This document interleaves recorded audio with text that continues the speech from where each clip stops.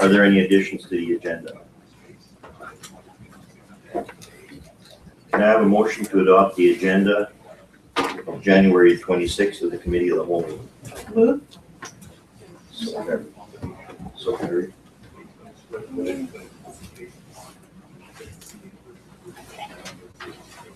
Joining us this morning is Jim Leslie, Marvin Wires, and Wendy Briscoe from the Kootenai Medicine Tree. The subject matter is request of council to publicly support local access to medicine, cannabis, and its derivative products. The recommendation is that council receive for discussion. Discussion. Thank you. I'll just I'm place myself back here. In regards to the presentation, I'm just wondering, do I take a remote to click through it, or do I just basically direct? No, we'll give you a remote. Okay, awesome. Thank you.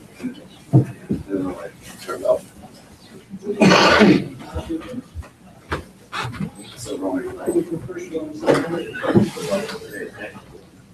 This one. Okay.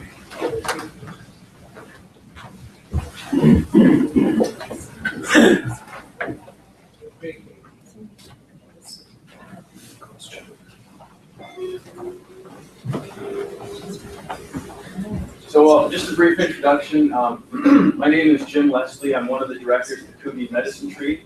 With me today is Marvin Wires. Unfortunately, Wendy Briscoe could not be here. I'm going to start a quick PowerPoint presentation to flesh out the details of why we are here, why we are asking as support and principle for our activities. And see here.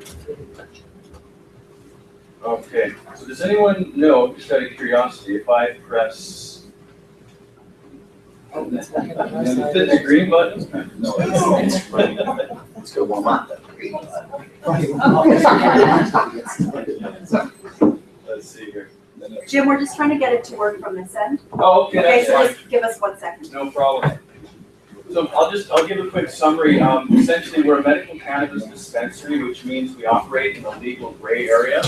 And when I say legal gray area, I mean this is sort of the convergence between favorable criminal court decisions when people doing our activities have been prosecuted, and police tolerance that tends to result in a gray area. So what we do, the reason why we exist, is to provide access specifically to cannabis derivative products. These are processed finished products. They are not smokable products predominantly. Oh, fantastic. We're getting close. One more second. It's just so much better when this kicks in. We're going to have a sequence of events here. Now, these derivative, oh, yes, good. There we go. This is just fine, actually, right here. I'm going to introduce some guests of the delegation. In the front row is Kyla Williams. Now, Kyla is a child and a member of our dispensary, and she has also been taking cannabidiol oil for her epilepsy condition. She is here today in front of you in a miraculous state, basically, and continuing to heal from this extremely serious condition. With her is her mom, Courtney Williams, her grandmother, Elaine Neusler, and Chris Neusler, her grandfather, who is a retired RCMP officer. They're here today to bear witness to the fact that these compounds and these derivative products do work, and they work very well in some cases. We go to the next slide, please. We need to. Oh, that's it. Perfect. Okay, yeah, just go ahead and click through. This is our logo. We've been through this. Perfect. Now, what we do is we provide access, we give compassion, we also provide education. Our mission in the community and the mission of most dispensaries is to provide access to safe, standardized, and reliable medical cannabis and related products, including cannabis derivatives. And when we say derivatives, these are the processed products. These are not smokable bud.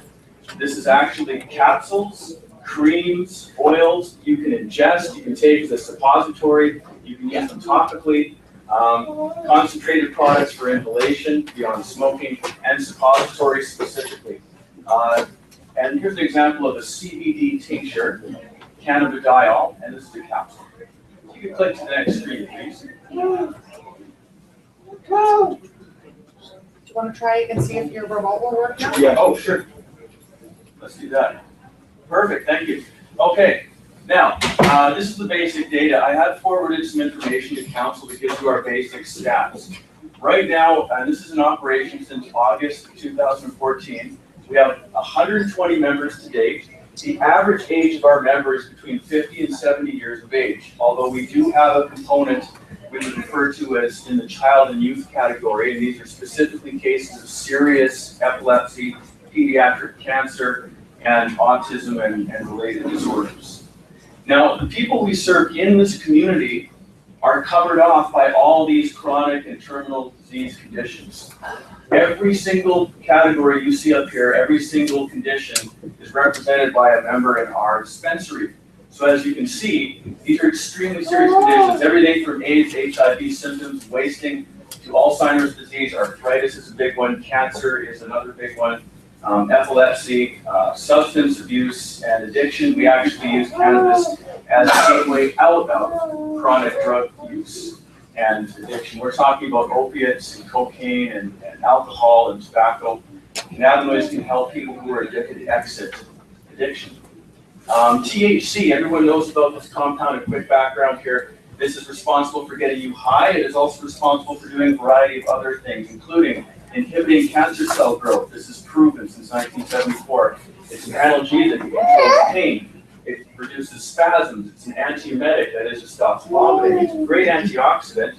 It's an excellent anti-inflammatory, exceeding the power of hydrocortisone by 2 times and aspirin by 20 times.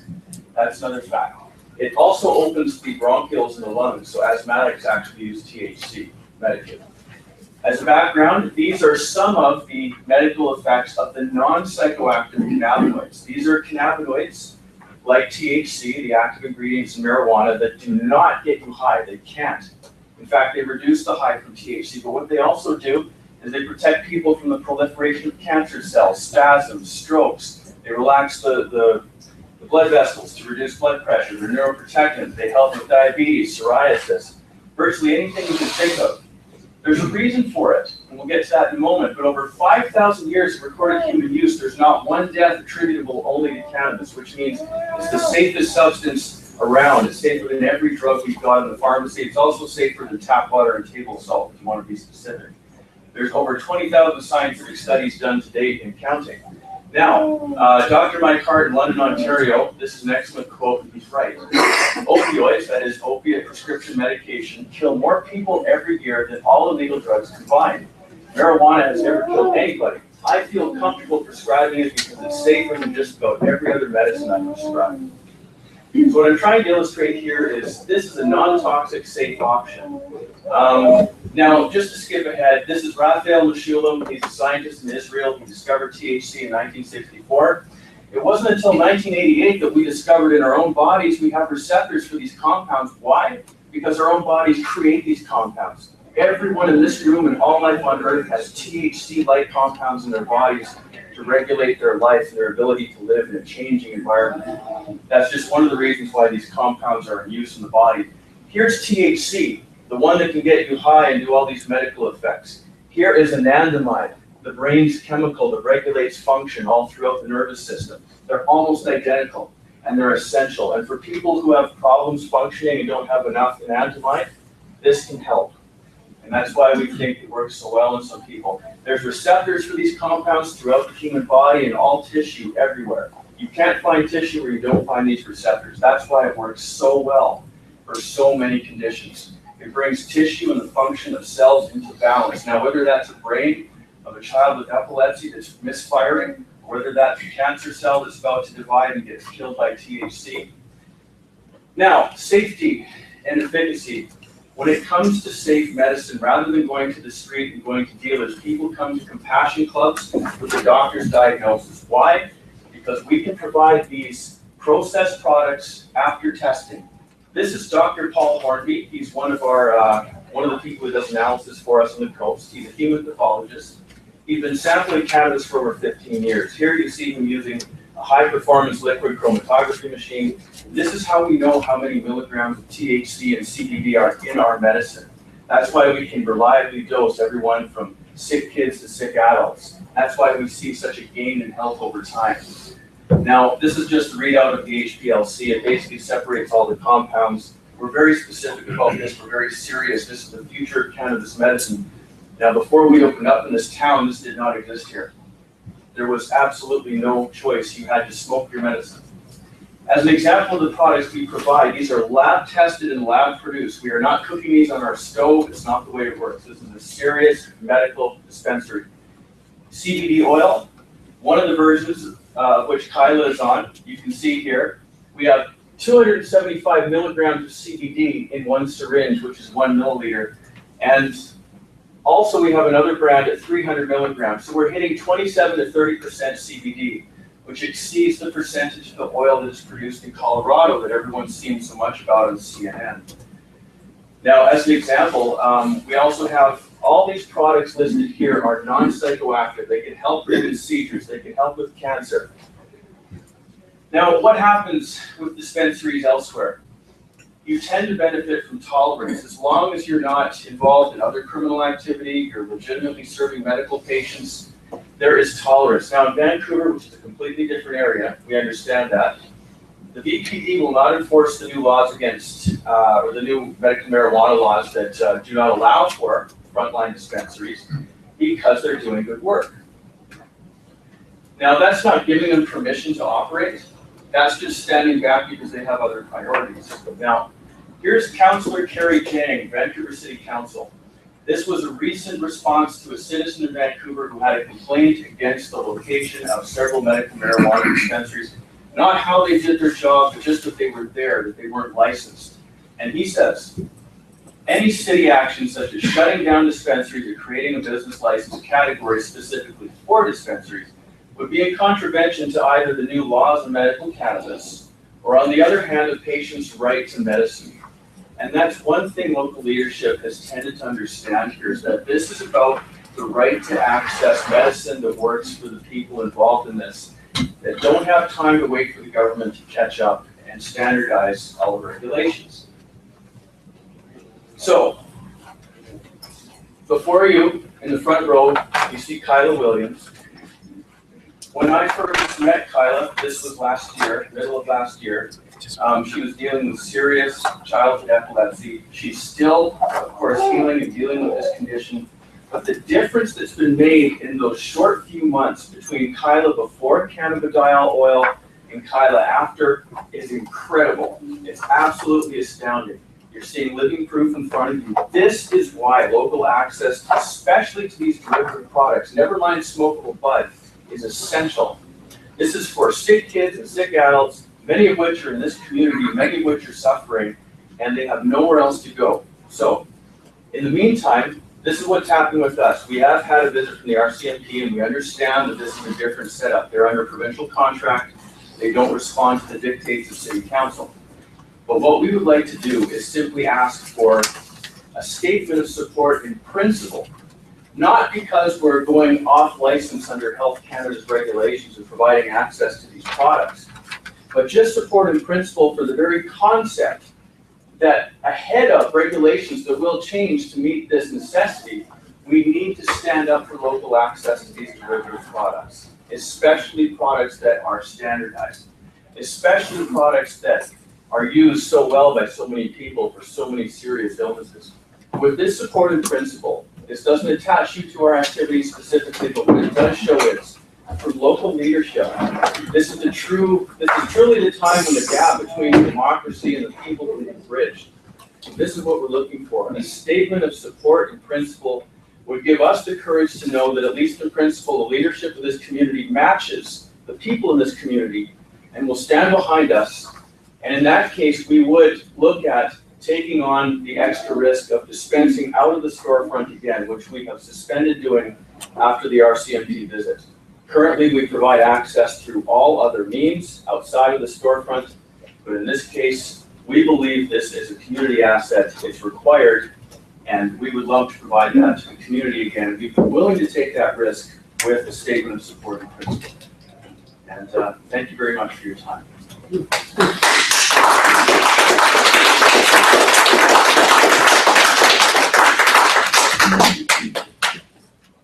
Council, are there any questions? Councilor Crog.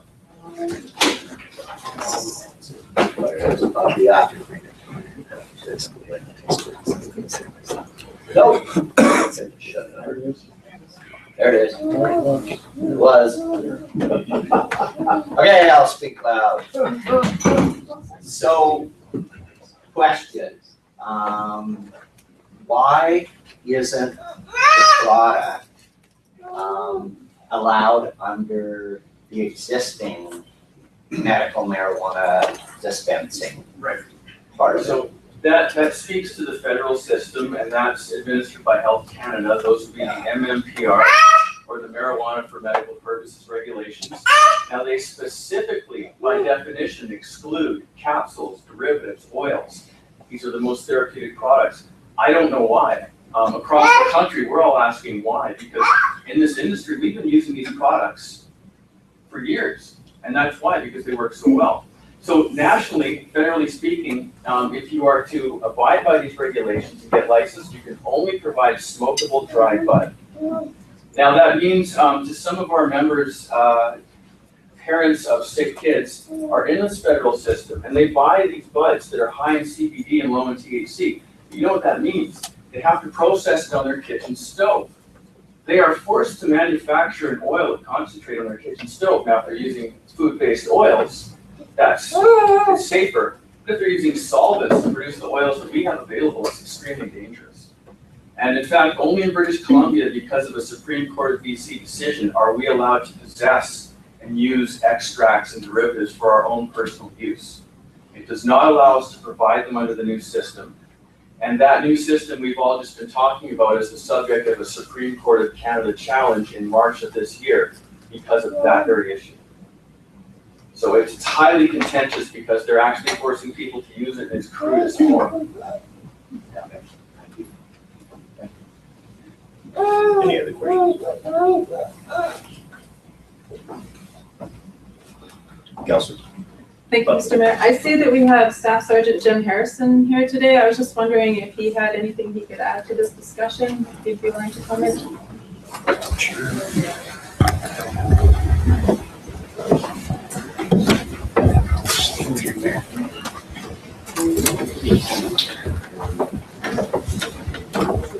Coming in, Mike? Are you presenting now? Yeah, okay, go ahead.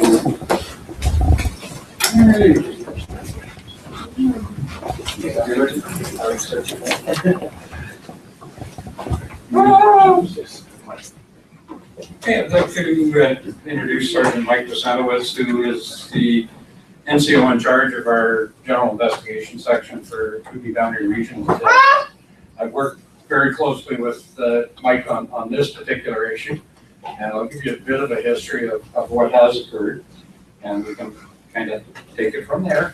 But at any rate, on the 1st of November, the RCMP in Grand Forks received a complaint that a marijuana dispensary was operating on 68th Avenue.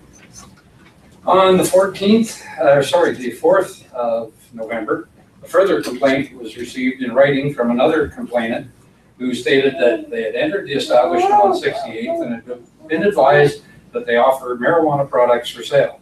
Products are pills, oils, and lotions made from marijuana. The complainant was advised by the operator that they received their supply of products from a Vancouver-based supplier that refines marijuana into the products they distribute and sell. He also informed the complainant that they do not usually sell marijuana bud, but they do have it available. Between the 14th of November and the 19th of November, I corresponded and spoke directly with the Department of Justice Canada Legal Counsel regarding the legality of the described operation. Our federal and serious organized crime unit out of Kelowna, in regards to the possible existence of any RCMP policy or direction from the Public Prosecution Service, which is the Federal Prosecution Service for Canada, on prosecution in the case of medical marijuana dispensaries and with the federal Crown Prosecutor regarding such prosecution.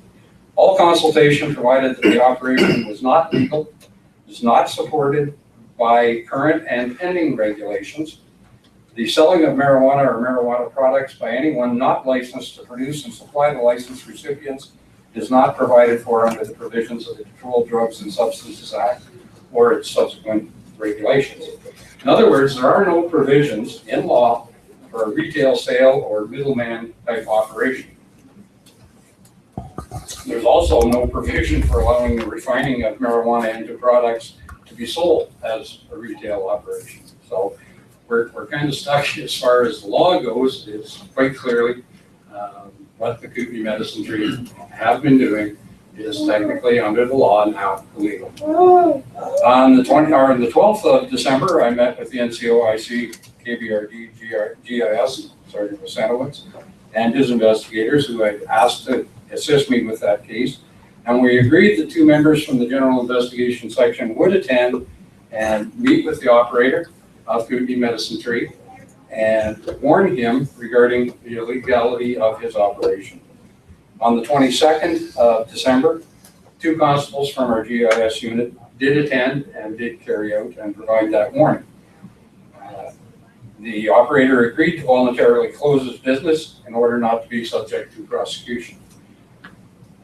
I think what I should do is clarify that when the RCMP receive a complaint and it's determined that the complaint is founded, we are obligated to take action to deal with the complaint and to advise the complainant the results of such action. Okay? That's our day-to-day business model. That's what we do. The authority for police to use the power of discretion has been recognized and supported by all courts in Canada for over a century. Police discretion does not mean that the police have the authority to give somebody the permission to break a law. It is granted to police for the purpose of providing due warning to a person believed to have committed an offense or to be continuing to commit an offense. In the case of this complaint against Kootenai Medicine Tree, police utilized that power of discretion. We issued a warning. We did not obtain a search warrant. We did not search the premises. We did not arrest the operators, and we did not seize any illegal substances. In my mind, that's tolerance. Okay. However, in regard to powers of police discretion, as I pointed out to you here, the courts in the land for over a century have realized that the police do have a power of discretion. That power does not allow us to simply say we're not going to enforce the law. Okay. It does allow us the power to give somebody a warning that they are doing something illegal, after which, if they continue to do it, we're then obligated to enforce those laws. So that's the situation that we find ourselves in today. And as a police department, people can ask us to show tolerance. And certainly I would put to this council and the crowd here that we have shown discretion in the matter. However, our discretion is limited. And unfortunately, in the future, until the matter is dealt with at a much higher level than City Council, and in fact, as Mr. Leslie has correctly pointed out, the proper forum for this is at the federal level, who originate those laws and have the power and the ability to change those laws. And there is a great lobby for that to happen, and I suspect in the future, as Mr. Leslie points out, this could likely happen. There will be changes in the law. Unfortunately, right now, as of the 1st of April, the new regulations were to come into effect. They were challenged in Supreme Court, and currently they have not been put into effect. So we're operating under the old regulations. However, under both sets of operations, both the new proposed regulations and the previous existing regulations, there is no provision for retail sales. And that's the crux of the issue right now, is we're stuck in this dilemma where the law says you cannot do this. Okay? So unfortunately, that's the news that I have to tell you today. And first, Sergeant Wasanowicz has done a fair bit of research into what the regulations do say. As Mr. Leslie correctly pointed out, under Health Canada, who were given the responsibility to, I won't say enforce those regulations because they don't do that, but certainly do administer them. Those we are aware of what those regulations are. Does that answer your question? Thank you, Staff Sergeant Harrison. Councilor Thompson. Thank you, Mr. Mayor. When I served on council back in the 2008-2011 term, the council supported the access to medical marijuana, and we passed a resolution to that effect. At the UBCM, there was also resolutions passed to make the access to medical marijuana easier. I don't know if in the interim there's been more resolutions to that effect or not, but I think it's most unfortunate that the legislators in our country cannot see the benefits and the uses of medical marijuana in forms other than a smokable means. And I'm looking at this beautiful child, and what are her family going to do to assist her in the future? Thank you, Councilor Thompson. Could I make a comment just in response to that? Yes, go ahead. Thank you. I want to recognize from the heart what you're saying, and to the staff sergeant and Sergeant Mike. sorry. Okay, in response to the gentleman standing with me, I want to acknowledge that you guys are in a terribly difficult position. I felt much there, but this is where we're at now. In my position, I don't know what to do, because if we follow the dictates of the law to the nth degree, Kyle wouldn't be here in this situation. And I do not want to put that on your lap. That's not what I'm doing. But to illustrate the difficulty with the discussion, we're kind of coming from all points. We're here intersecting. What do we do now? I mean, yes, it goes to the federal issue, but I want to acknowledge that, we're not trying to demonize the RCMP. They have a job to do, but we stand for Kyla. We stand for the families. That's where we represent. It's a difficult place to be. I just wanted to recognize that. I can answer to derivative products if you'd like to hear. Go ahead, please. So what the courts have said, it's not that they're barring people from accessing medicinal marijuana and derivative products. You have the right to access marijuana for medicinal purposes. That's what they've said. But then we have some regulations that have come out.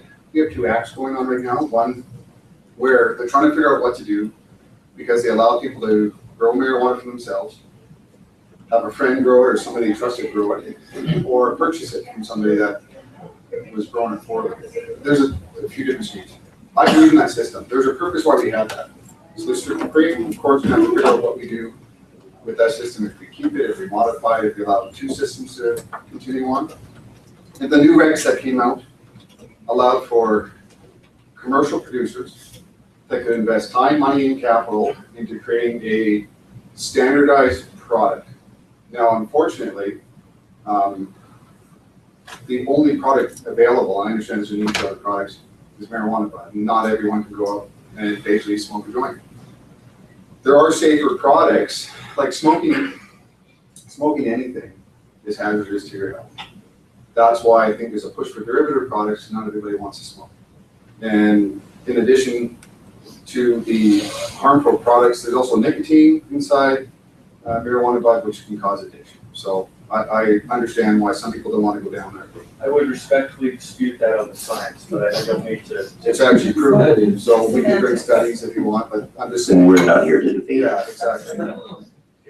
So I understand where the medicinal side of people are coming from. But because we do have 13 commercial operations running, that you're not allowed to have a storefront. And there's a number of reasons why.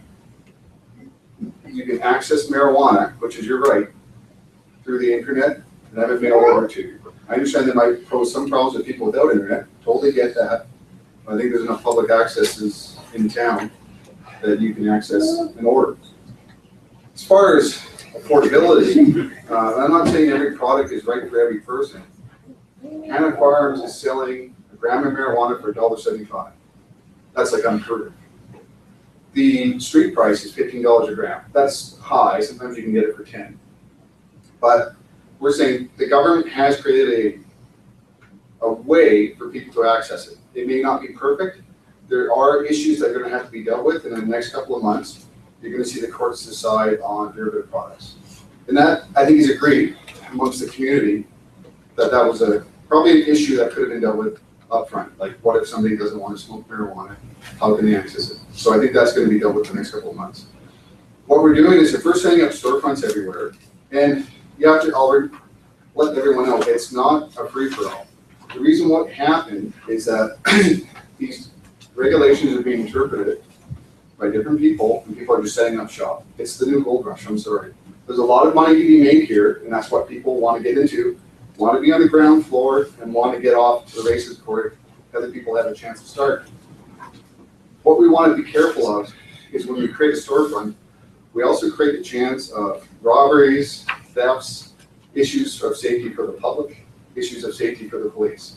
We just had an officer killed in Alberta, okay? And I don't think I want it on my head that there's people in a storefront which is not allowed to operate, which is illegal, which has genuine safety concerns, and there's very strict safety regulations within the regulation of growing marijuana, which health inspectors from Canada, or Canadian health inspectors, go and strictly enforce on a regular basis.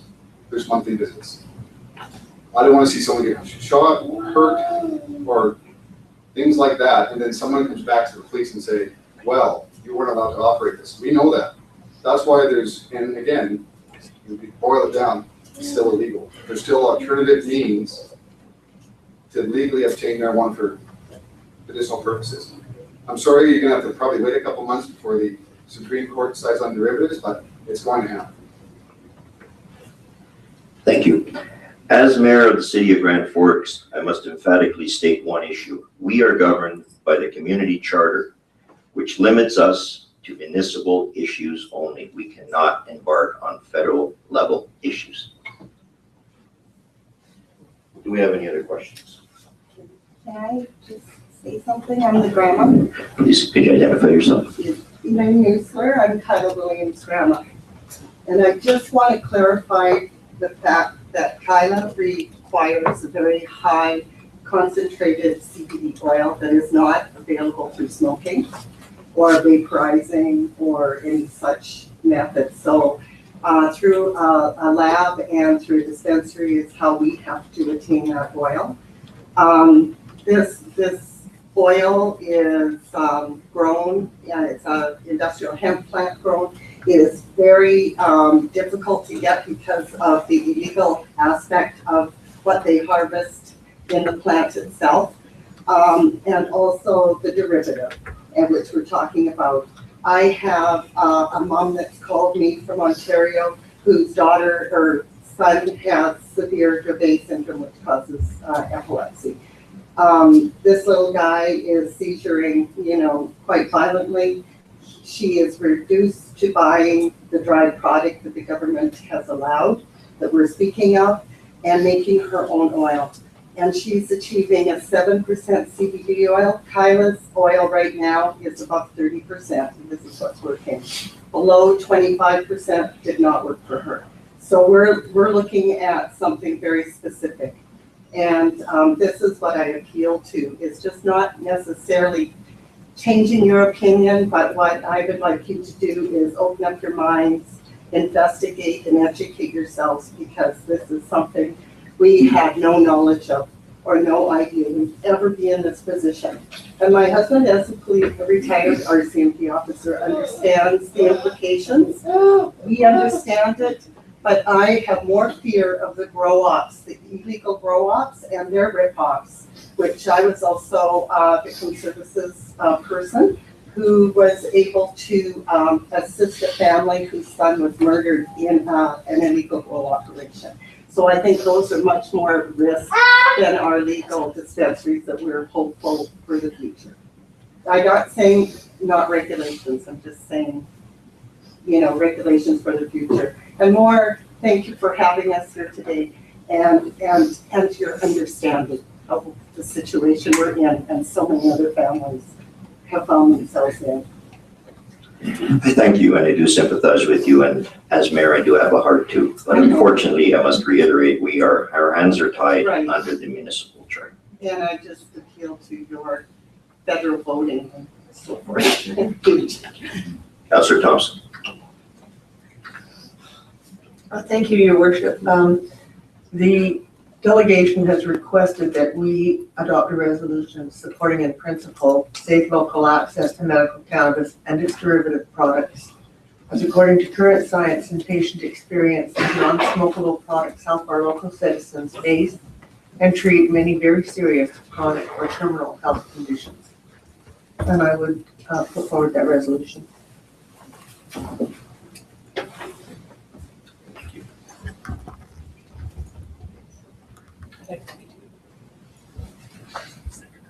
Councillor Ross.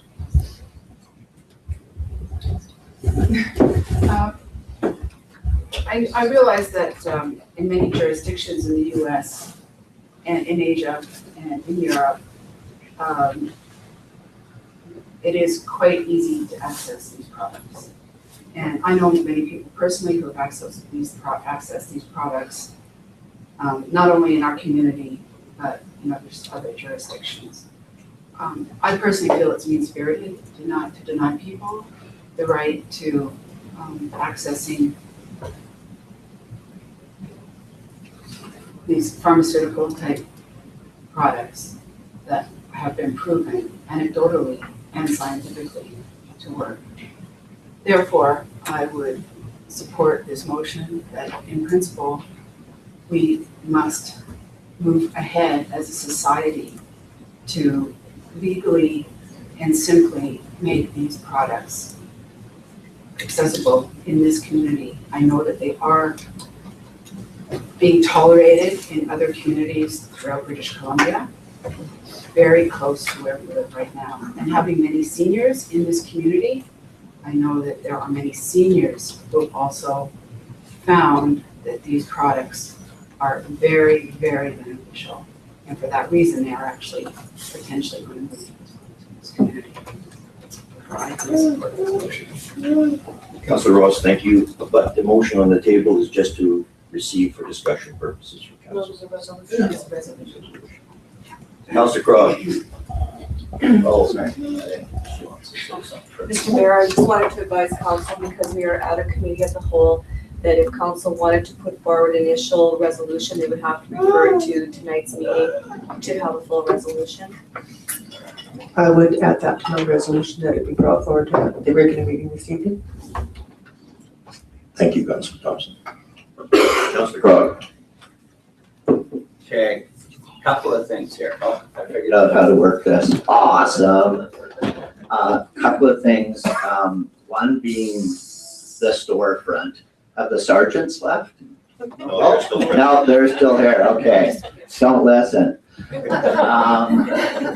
I think Jim said that they have other avenues for people to access other than a storefront. That's true. Right? So I like the idea, I like the benefit. I'm not sure about the storefront part, but the motion that's going to be referred doesn't really address the issue. It gives them support in principle. It should be, if the Supreme Court is dealing with it, then it should be a motion to the, for a letter to the Supreme Court or the federal government saying that they need to look at this, they need to change it so that these derivatives can be available. Rather than this is Grand Forks and this is our little thing here, we should be looking at trying to push it federally. But we are under the charter, as the mayor has said, but it does not stop us from requesting changes, and that probably the way that gets the attention of the government is not a single letter from a town, right, or a city. It's the collective voice of British Columbia. It's a collective voice of Canada. So a letter to the Supreme Court while they're debating about it, and then a motion to the AKBLG to flow through to the UBCM, to flow through to the FCM. And then that's the voice of all of Canada, as far as municipalities saying we want this change. Thank you, Councillor Crowe. Councillor Butler. Two things that I've heard said here. First of all, Mr. Leslie, I believe that you said that if we were to support you, that you would resume operating your storefront business. And I also read in one of the articles that you published, and Councillor Krog has just reiterated that there are other avenues that you're providing this product. So by not supporting you, we're not shutting down the access to patients. We're just not supporting a storefront. What I think, and to be clear, it's not that you wouldn't be supporting a storefront. That wasn't really the issue. The issue is simply at the local leadership level, municipal government, to support the need of your local citizens to access these derivative products in the local environment. How that's dealt with is really outside the purview of council and is relegated to our activities, but just a statement of support and principle shows you stand with the chronically and terminally ill of your town. Clearly they're benefiting from access to these derivatives. That's what we're going for, basically. Yeah. My question to you was, will you begin operating your storefront again if this council supports this initiative? If it supports the initiative, then we really have to take a long, hard look at it, and I think ultimately in favor of the membership, because it is a community asset, we would have to do that, yes. Yeah. You see, the reason, and I'll explain a little further down this road. These places are not simply come in, pick up, and leave. These are our community assets, they're resource centers. There's a lot more going on there than just the dispensation of these oils and derivative products. You know, we're an outreach group. We do a lot of educating. We go and we speak to many different groups around the community about what we're doing. We're actually coming in to train hospice workers in the basement of the hospital in the beginning of February. We're in the medical establishment. We're providing relief to people that don't have it through traditional meds. I'm not sure if anyone's aware in this community present here, the police would be, that we have an issue with opiate addiction, pharmaceutical opiate addiction. Some of our membership has come to us with doctor diagnosis to get off of opiate drugs, and it's working because the cannabinoids in cannabis break that cycle in the nucleus accumbens and the reward center of the brain that releases dopamine in response to pleasurable activities like drug taking. This is science. I will also just state that science has been with us the entire time. Now, part of our association is with these labs and these PhDs who are testing these products. And I'll tell you emphatically, over thousands of tests, Dr. Paul Hornby has never found nicotine in the cannabis plant. I need to state that emphatically because it is not an addictive substance because of nicotine. That's an issue. We can only speak to that not because I'm trying to be cheeky, but because I've been in this science for 16 years. I work with some of the greatest minds in the business. They analyze these substances daily, every day, thousands of samples. It's not there. So I just needed to clear that up as well. Councillor Thompson. Through you to Councillor Krog, are you suggesting that the resolution that I put forward for consideration be forwarded on to the AKBLG for consideration in April? Councillor Crowe. No. No, I think as a statement of principle that everybody believes that people should have a right to medicine, whether it's in Grand Forks or it's in Okotoks. It doesn't really matter. I'm saying that a different motion that's directed to the federal government to alter it so that it's not just dried bud, that derivatives are also included so that then everybody can have access to them. So that's sort of where I was looking, because if the motion that you made was to go to the KBLG, they'd be kind of, I don't know. Councillor Krog, let me understand you correctly. So you're suggesting that we send a support form letter to the federal government, but not involve ourselves within our parameters of the municipal government level to support Mr. Leslie? If I could understand what you're saying. No, I kind of know where you're going. What I'd like to see is that the city of Grand Forks, on behalf of its citizens and the citizens of Canada, request the federal government change the laws or include in the laws the derivatives, the oils and all of that, and to look at the science. It seems way safer. I always wondered that about medical marijuana. It's just like, okay, you've got cancer, maybe even lung cancer, here, smoke this, it'll help, right? So the derivatives probably have way more benefit than the actual bud does.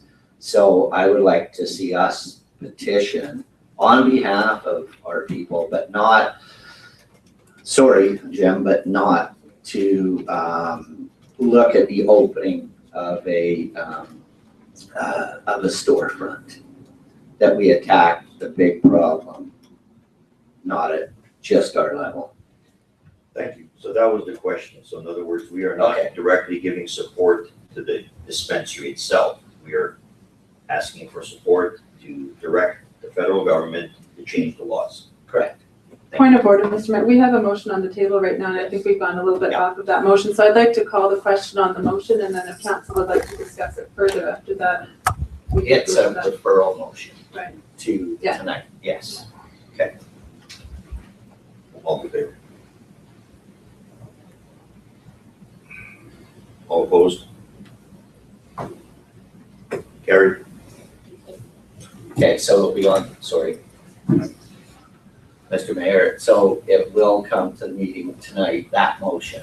Yes. And any other motions that go along, if that motion doesn't make it. Just say. Yes. I have another question.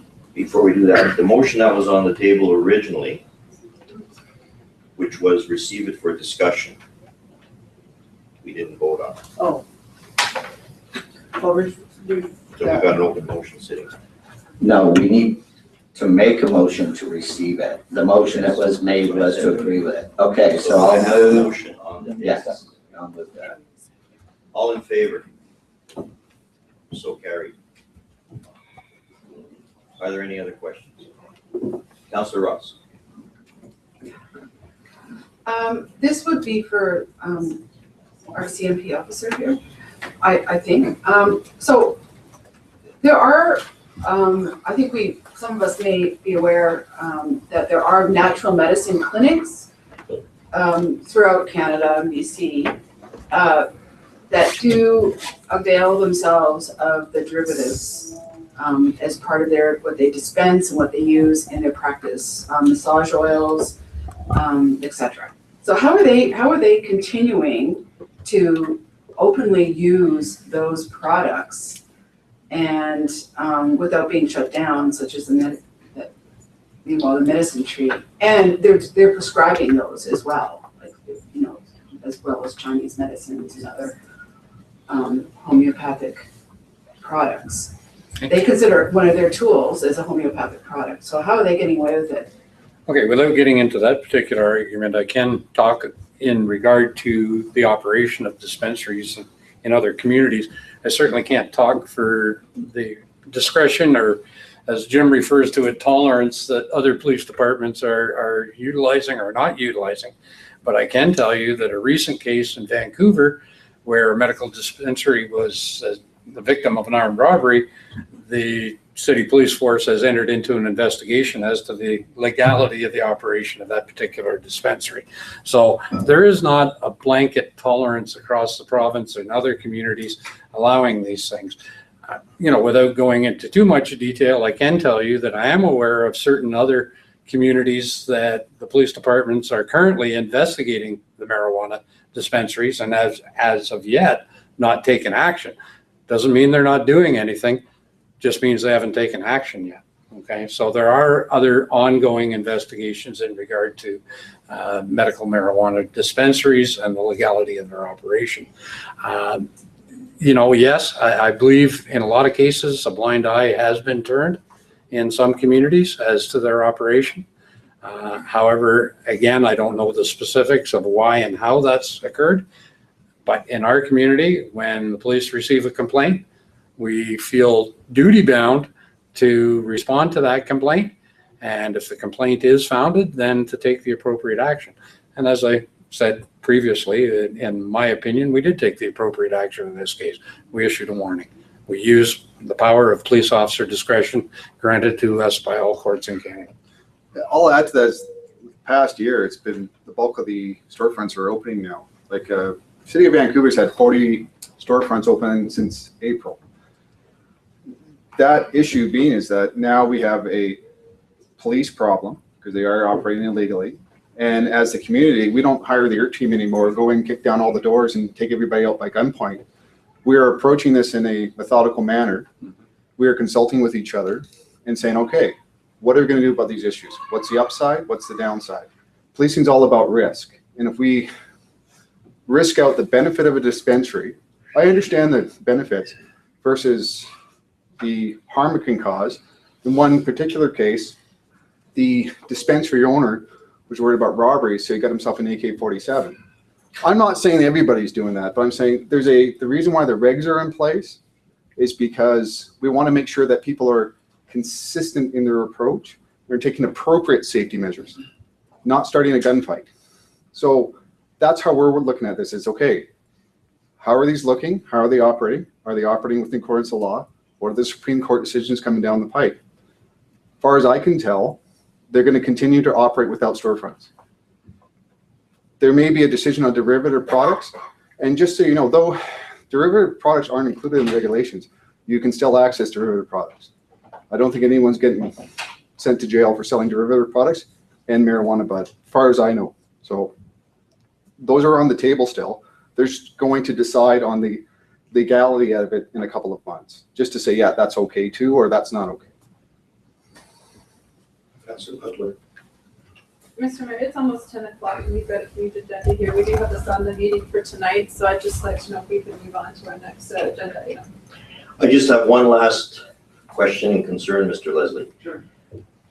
You have stated that there are a lot of dispensaries all over BC. True. Seeing as Grand Forks, this is such a controversial bed of hot coals issue here, why would the people involved that need medicinal marijuana not go to these other readily available, accepted dispensaries? Thank you. Yeah, I'll answer that. The answer is simple. When you're chronically or terminally ill and you're vomiting and you can't get off your couch because you're dealing with chemotherapy treatment, you're not going to get in your car and drive to Be Kind in Rutland and buy cannabis there. But you could have someone else go for you. Many of us here in Grand Forks still have our doctors in Kelowna and all over. But is it right? And does it speak to your rights under Section 7 of the Charter to life, liberty, and security of the person? It's already well established that people have the right to choose the medicine that works for them. So I would argue that just because it's available in other communities doesn't mean we should cut off everyone in this community and force them to travel over icy roads and winter driving conditions to pick up medicine that they should rightfully be able to pick up in their own community. Honestly speaking, we're serving a very sick and vulnerable population, and I don't think they have the money, the wherewithal, or the time to get in their SUV and drive over the pass to even Omaha. So I understand your point, My response. but we're still governed under the community charter. Councilor Thompson. I would just like to make one final comment through you to Councillor Krog. I would invite you to prepare a resolution with respect to your comments earlier that we could consider and forward on to the AKBLG. Threw you back to her. Will do. And I think Les was waving at you. I just wanted to point out that the suggestion that somebody might actually go and get it for somebody You else. identify yourself Les Johnson, I'm a taxpayer. for the record. That somebody would drive to Rutland or someplace else to get it for their friends. I mean, I would do that, I know, but that tends to put somebody in legal jeopardy because they're now technically trafficking. I'm pretty sure that the police would. That's true. Yeah. Unfortunately, we're not able to discuss legal issues here. We're in a community, municipal level. Yeah. But thank you. I just say, Ed, I'm not detracting from what James said, but the access to the internet, you can get it delivered to your house. Takes about 24 hours in some cases, but that is a possibility. There are alternatives to actually physically have to go somewhere. Thank you for that clarification. Yes, it is. Just to clarify, sir, I believe that you actually just suggested the trafficking and then cut off Mr. Lex. Mr. Johnson. Suggested the traffic. Well, you just suggested trafficking of the marijuana by saying that a family member or a friend could go get it. Just No, this is in clear. reference to the statement, Mr. Leslie, where I said someone could go and get the marijuana Yes, for that's someone not- if they're That's legally incapacitated. trafficking. So that was your suggestion, sir. If I may, Ian Mitchell, I'm the citizen of Grand Forks. Mr.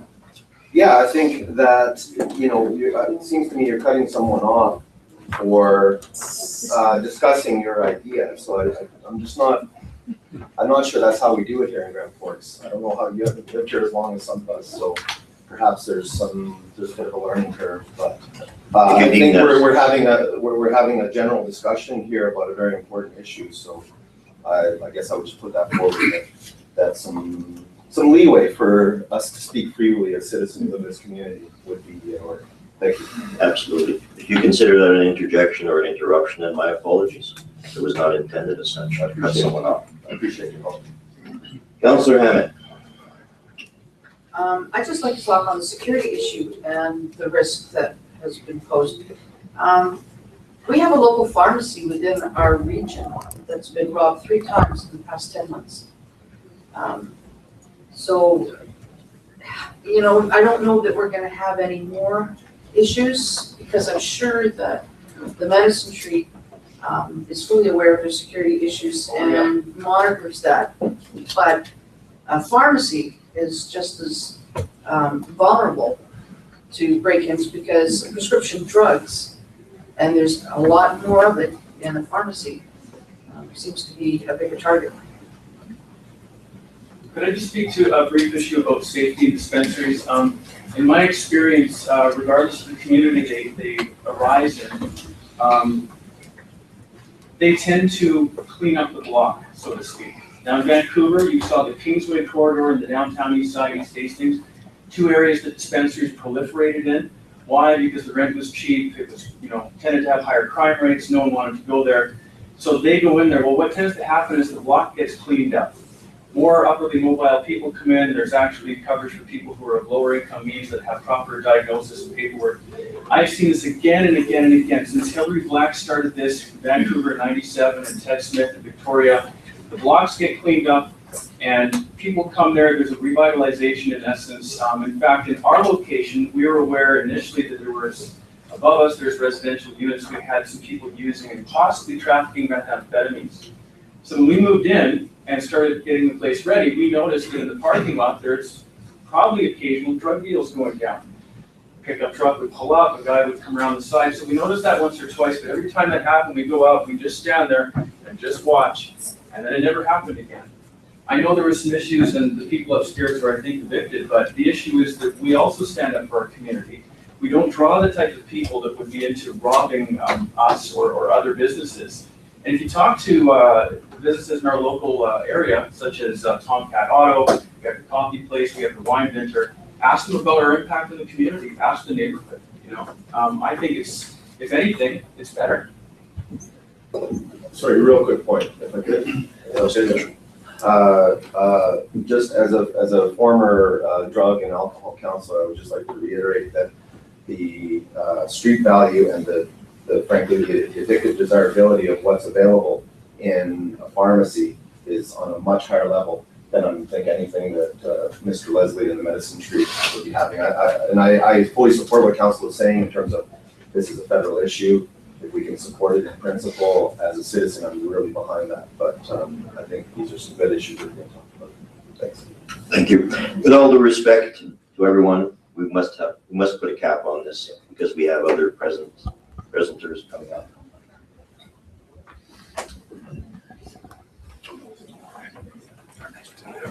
Thank you, Mr. Leslie, for your presentation. Thank you, Mayor Conrad. Thank you, City Council.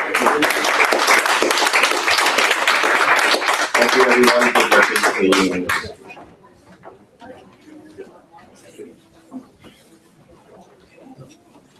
We'll now have a presentation by delegation of Christina Gateway Community Development Association, intends to move forward with the collection of a municipal regional district sales tax as a way to bring direct marketing dollars to the boundary region, which would allow the region to create a destination marketing organization.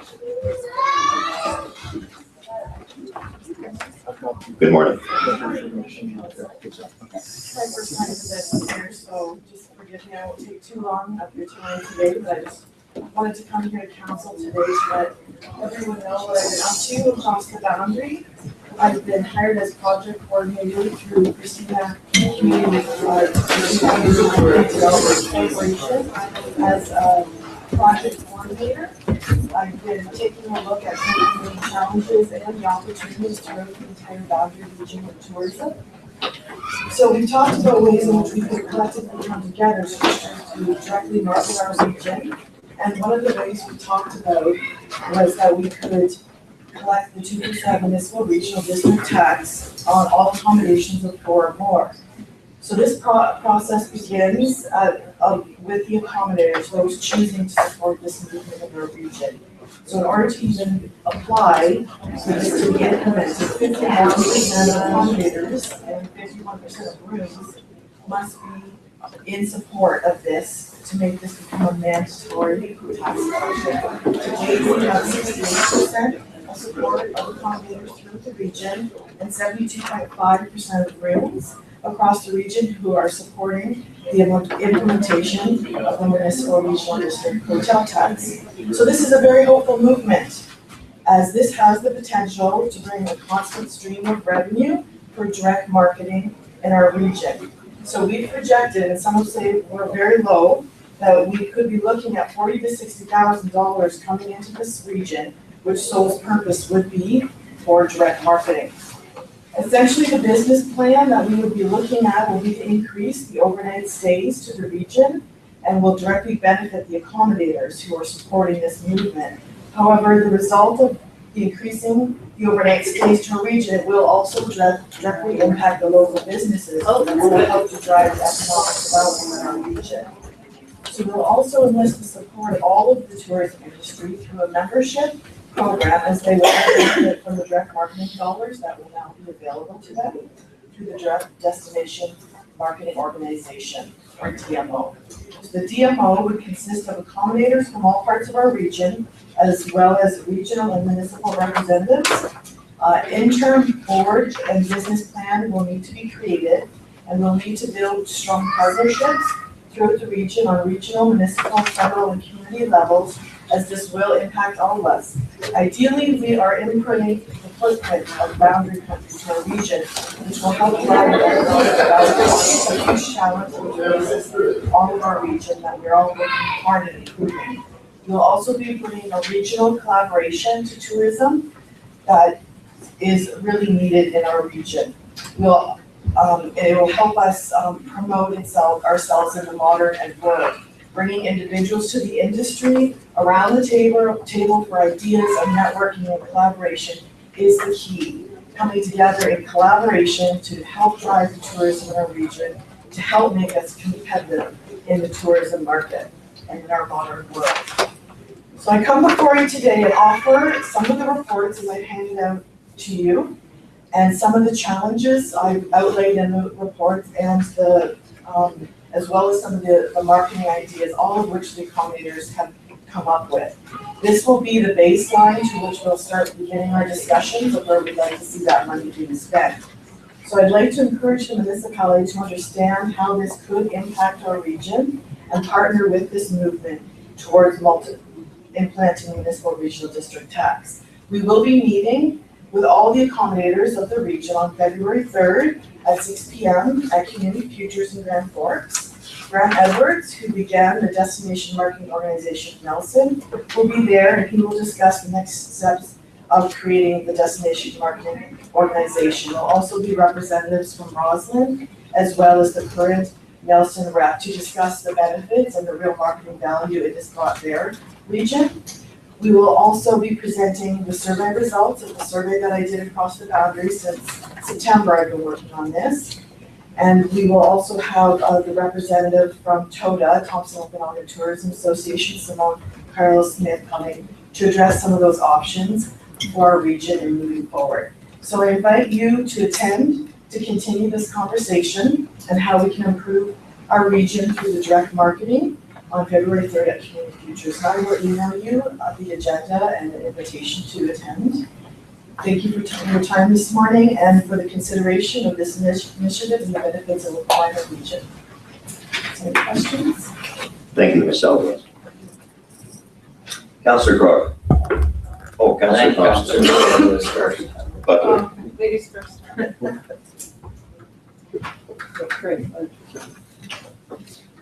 Great, thank you for presenting. Looks like a great initiative. I'm just curious, you said that all accommodators were coming to the Community Futures presentation, and it looks like here there's 20 accommodators that have 4 rooms or more, is that? There's 25 across the region. Okay, Yes. and so just 20 of them are coming to the, Well, they've all been invited. oh, okay. Yeah. And so far you have 9 signatures out of those 25? No, I'm sorry, I must have not updated the report, if that's what you're reading in there, so I will forward you an updated, because I apologize for that. Because as I've been doing the report, I've been updating it, so that was old information. I actually have 17 out of 25. Originally, I thought there was only 20, but a few places popped up as I was doing my research, so there's actually 25 accommodations across the boundary, and we have 17 out of those 25 signatures. That sounds better, thank you. Yeah, sorry about that, I will forward you that with the invite. Thank you, Councillor Butler. Councillor Thompson? No. Councillor Crog? Yes, couple of quick ones. I did see that it states or says that estimated that it could collect between $30,000 to $40,000. I would assume that was per year. Yes. And who would, like, obviously it's early, but who would be the main person dealing with the revenue funds? Would it be the regional chamber or? Well, that's what's good. The That's- accommodators are going to have to choose which option this community want to take, and ideally, Okay, it will be up to the accommodators.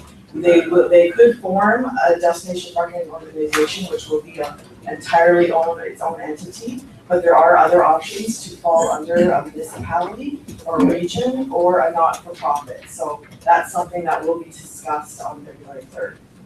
yeah, just to finish, this is a well-known, utilized tool throughout the province and the country, and that's the room tax to help with the marketing and stuff, which fills the rooms, and I think it's a benefit. I can speak to that. 10% we are the 10% of BC that is not a part of that program, just to give you an idea there. Thank you. Who collects the funds? Who's responsible for collecting the funds and auditing?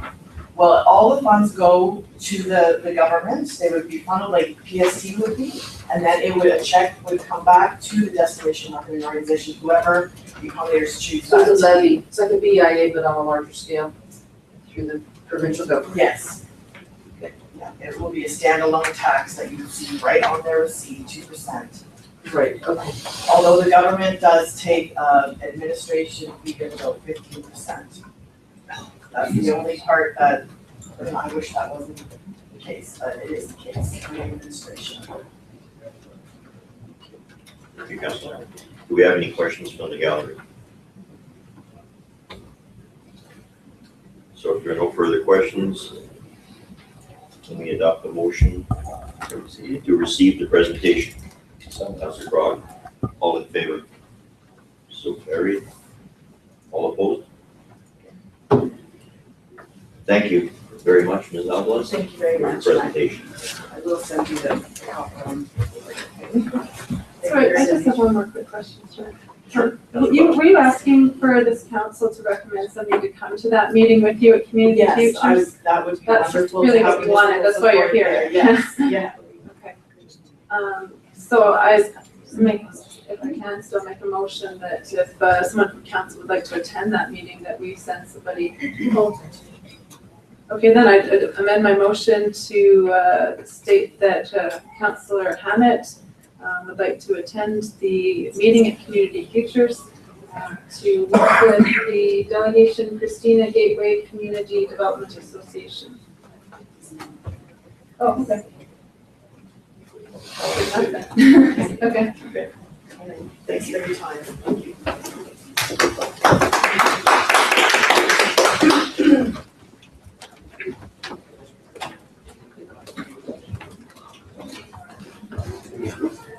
We now have Lori Grant from the Wild Safe Coordinator on the Deer Management Workshop update from January the 12th in Richmond, BC.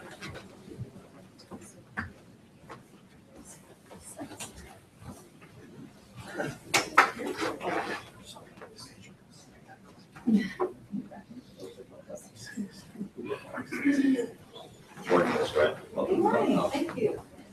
Mayor and council, thank you for this opportunity to provide an update on the Grand Forks Deer Management position and my attendance at the recent urban deer management meetings.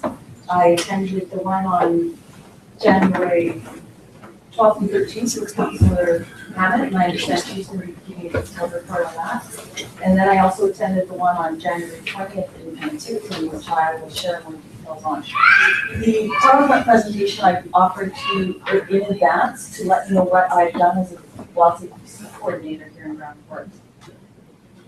I started in December of 2013 and presented the Wild Safe BC education program here in Grand Forks. I also sat on the Deer Committee and helped them, as you note in the outline there, with various advancements they've made. The presentation I won't go through again because you already have it, but I will talk about the meeting in Penticton that I attended.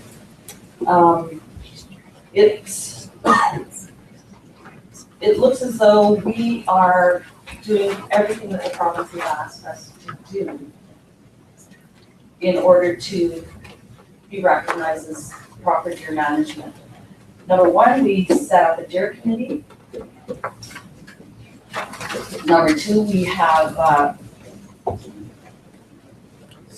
we have created bylaws to reduce feeding of deer. Number three, we did a survey to the Grand Forks public, asking them what their ideas on deer management were. And we received kudos at the recent meeting in Penticton for that survey, because not only did it ask what we wanted them to do, but if the public was willing to spend money on that. And that was a survey done a few years ago. The fourth thing that we're doing correctly is recording information. We're doing deer counts twice a year. And the fifth thing we're doing is by hiring Wild Safe BC on the job, we're educating the community on keeping the wildlife wild. The actual meeting in Penticton was attended by Frank Ritzy, the provincial coordinator of Wild Safe BC, Brian Harris, who was a previous biologist that worked with the Grand Forks Deer Committee for many years, getting us up to speed. Rosemary Dowdy from the town of Penticton, she was also in Richmond. Blake Lavin, the city of Penticton, Tina Stewart, city of Penticton, Andrew Jakefit, mayor of Penticton, Craig McLean, the regional biologist, Senator Oldfield of the BC Wine and Grape Council, Inspector Bartolescu of Conservation Officer Service, myself with the city of Grand Forks, Christine Silver of ICBC, Sergeant Jim Beck, who was also with the CO Service, Dixon Turbasket with the Okanagan Nations Association, and Tom Sidden, the RDOS Area D Director. Frank Ritzy opened the meeting talking about what happened in Richmond. He provided an update saying that it was interesting that the UBCM had been asking for a meeting for 2 years, which of course our previous members of council have been important in assisting with. Finally, they invited us to that meeting and provided opportunities to come up with an action plan for the deer issue and bring it on moving forward. He felt it was interesting that members of attendance were Oak Bay, Invermere, Reagan, Cranbrook, Grand Forks, and Elkford, but not Vernon and Kamloops, communities that soon will have issues that we already are having. He felt that communities should get out ahead of the problem. As a group was an important suggestion that they had, instead of us all working individually as communities to deal with this problem, to get together in these working groups so that we have some force behind us. And so little communities aren't having to spend $100,000 like the city of Elkford to deal with the problem themselves. On day one, the government put forward their current position on who's responsible for the deer. It was noted that the deer and all wildlife belong to the province. However, if they are a property of the Crown and permits are needed to deal with them. So any deer harvested in any community become the municipality or regional director's issue, but we must be handled through permits. He said there were a lot of questions from the communities for the province to be responsible for managing the traps instead of leaving it up to each little community to deal with it. Have the province manage the traps, the funding, and dedicated experts to provide media information when a reduction is taking place. Mr. Ritchie explained that the role of the SPCA in regards to deer issue, their position statement has been softened in the past. They've indicated being opposed to a cull. Now they've softened that to say that they take the position that it must be done humanely. And the point was made that SPCA should be involved if you're planning to do any sort of harvesting. An action item came from the meeting. An advisory group will be formed to provide the government advice on funding, etc. And it was suggested that the SPCA and Wild Safety both be committee members, along with other members of the UBCM. We noted that issues for local government providing information to the press when a deer cull is planned were discussed, and how best to mitigate backlash with the press. The mayor of Elkford indicated that he received 12,000 emails dealing with the cull issue. There was discussion around the court case in Invermere, which has now been settled in favor of the municipality, but at a great cost to the municipality. Day two was talking all about communities, as I mentioned, find out what we're looking for from the province. At the meeting in Penticton, I then prepared a presentation, a PowerPoint presentation about what we have been doing here in Grand Forks. And just describe the steps that we have taken so far. To date, we have established a deer committee and a mandate to reduce the deer herd to the 2007 population level while implementing conflict reduction actions throughout the community. We conduct spring and fall deer counts in predetermined zones within the city boundaries starting in 2007 and continue to present, noting that this year was the highest count to date. As I mentioned, we created a deer engagement survey. We collected and summarized deer mortality on and near highways in and around the city. Collected and reviewed regional population data for deer. Created the urban deer and Grand Forks pamphlet. Collected and reviewed literature regarding urban deer from other communities experiencing similar issues. Developed a draft deer management plan with timelines detailing the conflict reduction, population reduction, and administered strategies to deal with our deer issue. As well as implementing a wildlife aware program, which was the program that I was hired with, which was Wild Safety, to educate the public and ultimately reduce human-wildlife conflicts. And of course, we updated the current deer feeding bylaw. to allow the bylaw enforcement officer to issue fines for any person. And of course, at this point, we haven't been issuing fines. And the Penticton biologist indicated that that is of utmost priority to solicit community participation, is to enforce the fines. Municipalities are trying to manage this issue with limited knowledge and resources, as the province has the expertise and experience in managing wildlife. But the cities are left with the issue. The province has taken the stand and is generally accepted the scientific literature that hunting is not effective in controlling white-tailed deer numbers. White-tailed deer will not be closely monitored through population surveys. This means that the city doesn't have current accurate estimates of the wild population outside the boundaries, which affects the feasibility of population reduction techniques. And if you're reading the local news, Barry Brando has indicated over and over that the wildlife population of deer are declining. Recommendations to move forward. As the 2014 deer count indicates, the population levels have increased. And it would be of great value to have the deer committee be reestablished to create recommendations for council. To review and update the deer management plan and implement the strategies. Continue conducting local deer counts to monitor the population. And it suggests in the literature that population size is dictated by food availability rather than being limited by predation.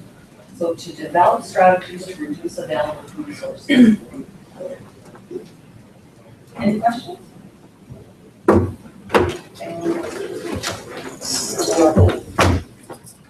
Hi, Brian Taylor, citizen of the Regional District. I wondered, because of the collaring program was so successful using that new dark tranquilizer, is there any need for traps if they can be so easily tranquilized? That was 10, 12, or 11 animals without any incidents? 9 number, I should call it, yeah. But anyway, the question there, can we do without the traps? That would be a question for the province. You know, they dictate the rules and regulations around the process. I will indicate that while I was at the Penticton meeting,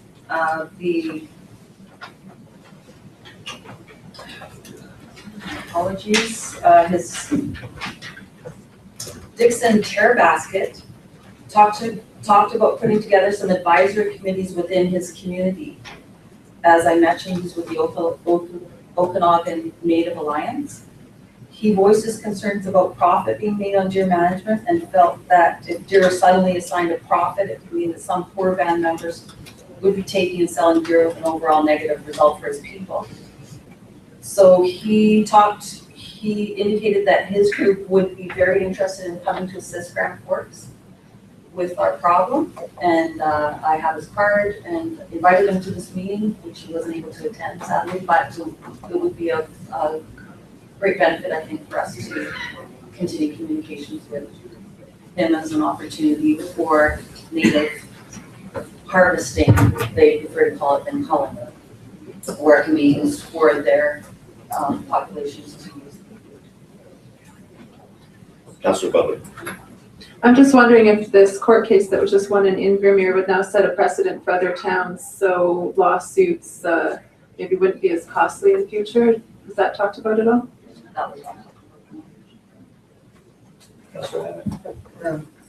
Two comments. One is the court case was to reverse an injunction. So that's not going to stop, because if PETA comes in and they file an injunction in court to have your permit suspended or stopped, you're still in court fighting to, this is what's happening. So you're not going to be able to stop any injunctions that may come. And if I could just address Brian Taylor's comments regarding tranquilizing the deer and rather than trapping.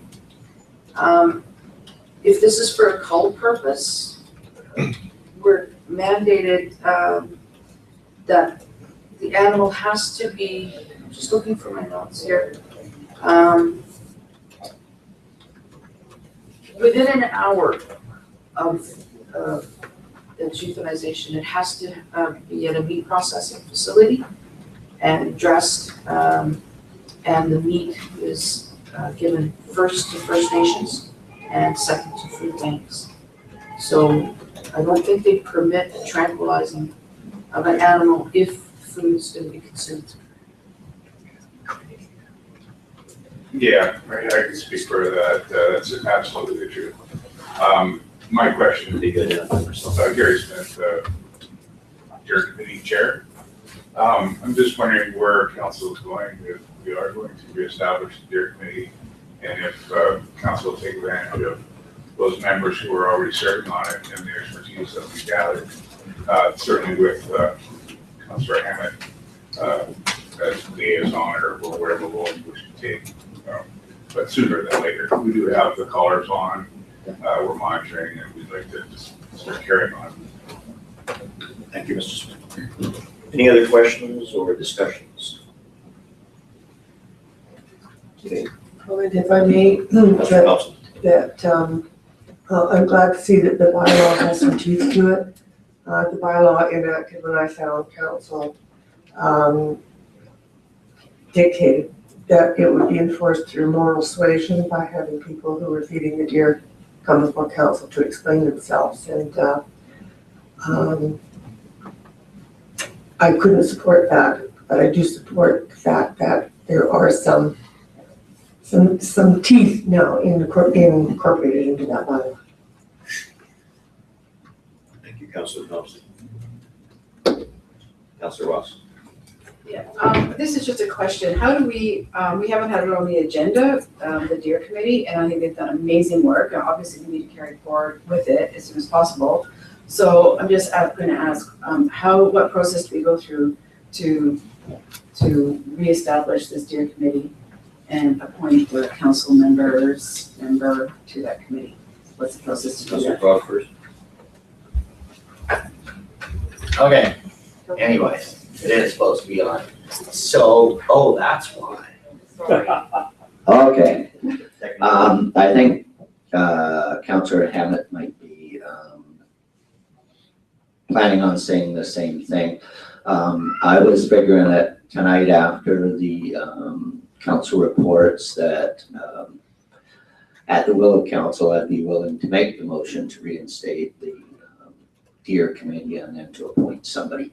So I think we would do that in a regular meeting. Great. Councilor Hammett.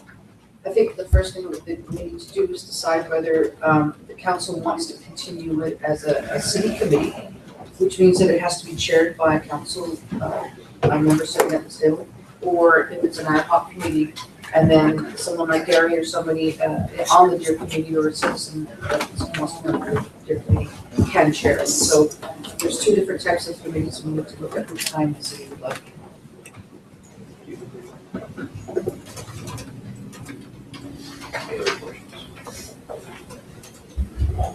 In that case, I'd like council to adopt a motion to receive the information regarding deer management workshop presented by Lori Grant. All in favor? So carried. Mr. Mayor, it might be prudent to maybe call a very short recess. We have some open chairs, if there might be some people from hallway that could talk tonight, and then we can continue on. Would you like to have a motion to call recess?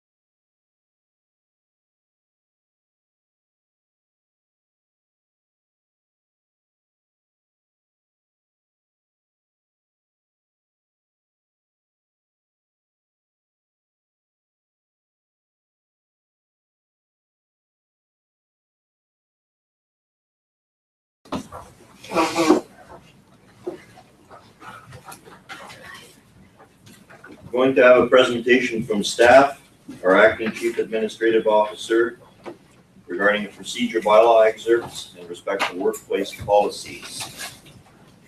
Thank you, Mr. Mayor. I'll be brief because I know we have a very full day. But I just wanted to reacquaint everyone with some of the rules as to how our meetings are conducted. As far as the excerpts from the procedure bylaw, it talks about speaking no longer than 5 minutes on a topic. Of course, with the committee of the whole, one of the extras that we have is that people can speak off the topic because it is more of an informal process. It doesn't speak as much to the regular meeting, but it is assumed that it also is a 5-minute time limit. So I just want to reacquaint everyone with that procedure. And of course, anything that's coming before council or committee, it's not no use of rude or offensive language, tone or manner of speaking, express a point of view or opinion to make an allegation directly or indirectly reflects upon the public contact or private character of any person. The other part that I just wanted to speak very briefly on is the respectful workplace policy. This was adopted last spring in 2014, and it is in accordance with our WorkSafe BC. Kevin McKinnon, our deputy fire chief, is part of the occupational health. It is a mouthful. And so he made sure that this is in line, and of course it speaks again to discrimination and harassment, and it also applies not just to employees, elected officials, but also to residents, customers, and visitors, and it's meant to have the respect in all fields, whether it's in council chambers, on the road where one of our roads crew is working, fire department, anywhere that has city public servants, and we just wanted to make sure that everybody was aware of the rules. And so this is also on our website, and we encourage that, especially if somebody is going to come and speak, just to be mindful of the rules that we have outlined on that. Thank you, Steve. Thank you. Do we have any questions? Yes. Have you got anything to say about clapping? It can be done in a number of ways. I believe, Mr. Mayor, that the exuberance of galleries, I think that if it's in a positive fashion, it is, as long as the positive is not because it's against a negative, I think that there's, especially in the committee of the whole, it's a little more informal. So I think that if there's something good to be said and people are happy about it, then by all means. But if, it's looking at the negatives as far as a respectful workplace where somebody could feel challenged that if they disagree with somebody and somebody's clapping, then it is also then a negative response. So I think it's just everybody keep mindful of respect of the speakers, council, staff, all those involved. Thank you. Mrs. Heinrich, about 5 minutes. Is it 5 minutes per topic? 5 minutes per topic, and again, that will be the discretion of council if they find that things are getting over, if it's getting over time, that would be a discretion of council that could actually change that. They could also change it to go the other way. And so again, we try to do that 5 minute as, generally most people have a topic. Again, it's the discretion of council as to whether they want to allow an extension. The other question is, or maybe a recommendation to consider, for me, when I came at first, I didn't even know about this procedure bylaw. And if there were some handy at the entrance for newcomers that are coming to a council meeting for the first time, this might be something to consider. Then they'll have an idea of what to expect and how to support the process. Mr. Mayor, there you could have some on board. However, we couldn't have copies of all bylaws available because we would be letting our copier run 24/7. We do encourage people to look on the websites if at all possible prior to that rather than have paper copies. I'm only referring to the procedure bylaw.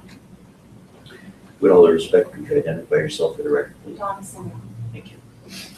Ian Mitchell again, citizen of Grand Forks.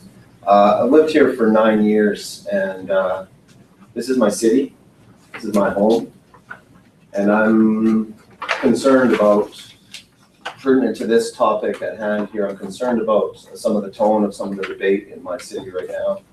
And without going on and on, I just think I would like to say that I hope and I encourage Mayor and Council, as I lay out some of these concerns in terms of the letter I sent to Mayor and Council recently, and I believe that's on the agenda for tonight.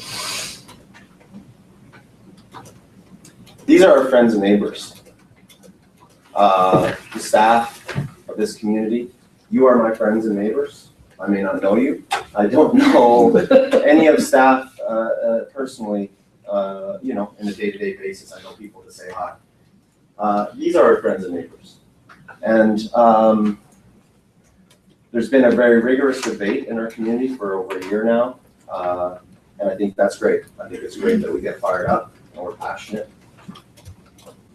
But I think there's, I've been concerned with some, the words and actions of some citizens, and I'm afraid to say some elected representatives, that we are not treating each other with respect, and that is, to me, that's the pillar of why this is my home, why this has become where I raise my kids, the only home my kids have ever really known, and why I want to stay here and I want them to grow up here. I would ask us, I would implore everyone here, elected officials, staff, citizens, that we scale back the rhetoric. I heard at the last regular council meeting, there was someone, a citizen, who spoke that seniors in this community are being terrorized. Well, I don't see anyone over here that looks particularly terrifying. I know that the CAO who recently left, Doug Allen, he coached my daughter in softball last year. I found out recently that there's a senior staffer who is the daughter of someone I used to curl with.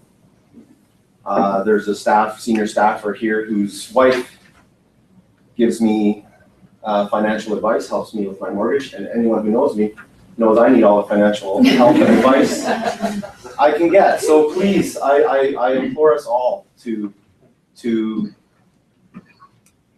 be passionate, to defend our interests and defend our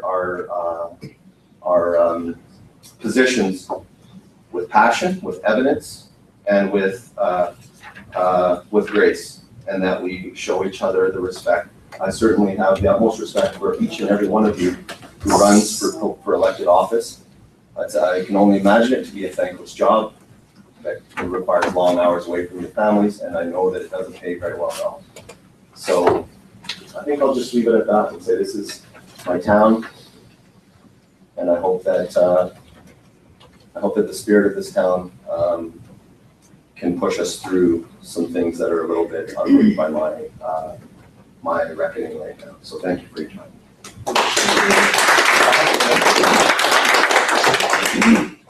Well said. Any other questions or discussions?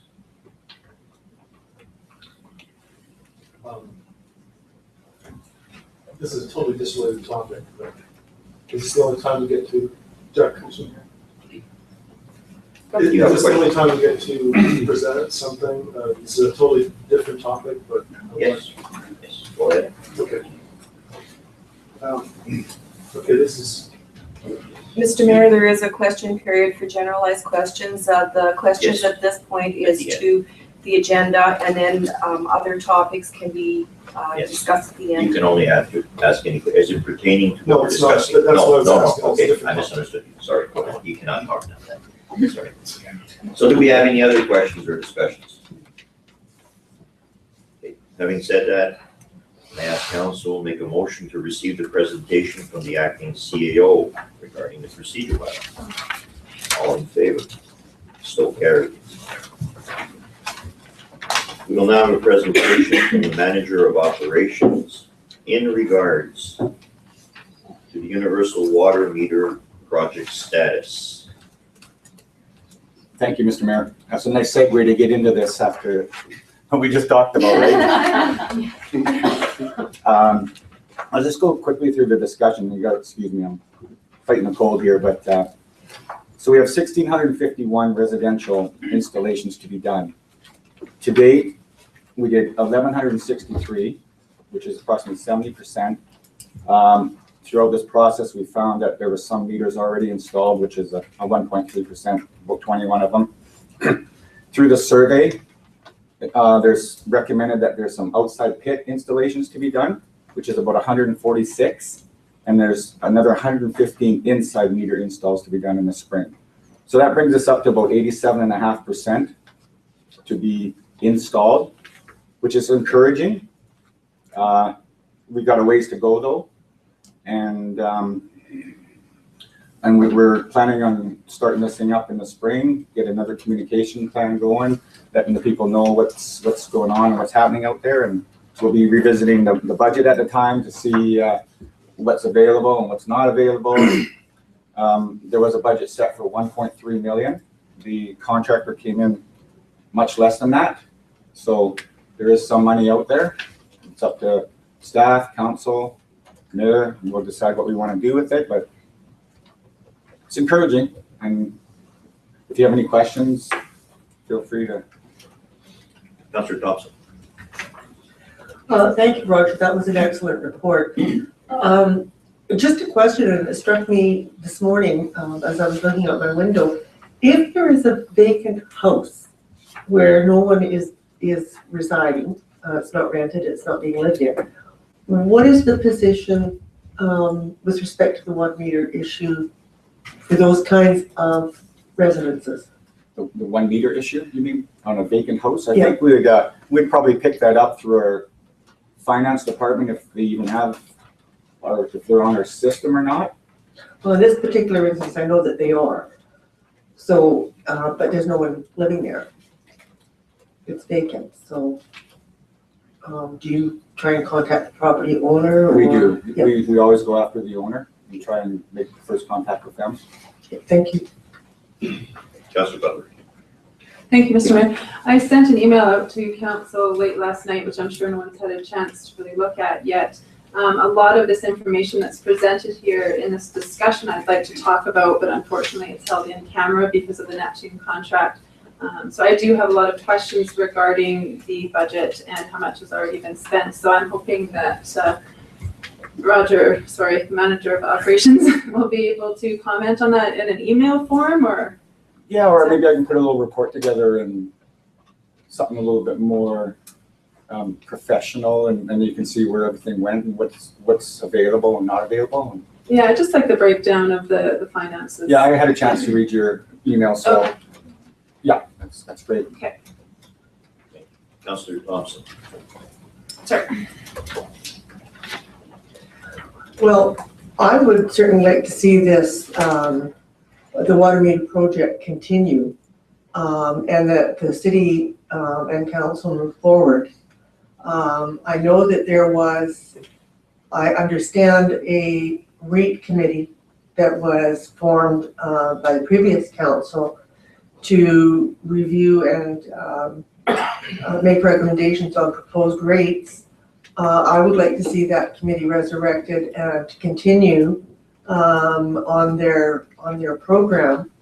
I believe that also that the plan was to send out, shall we say, mock billings, for lack of a better word, so that the community can know how much water they are consuming and govern themselves accordingly. So I guess what I would like to do at this time is to put forward a resolution that the city move forward in our planning with the water meters, and that the rate committee be reconvened and meet. And I would recommend that this resolution be brought forward at the regular meeting tonight. Councillor Butler. Sorry. Point of order, Mr. Mayor. I believe that through the community charter, it is the discretion of the mayor to set committees and appoint people to those committees. So I don't know if it's something that council can vote on here. Mr. Mayor, the rate committee was actually adopted by previous council, so the committee is just sitting in limbo until it's time that that committee goes forward with the intended project.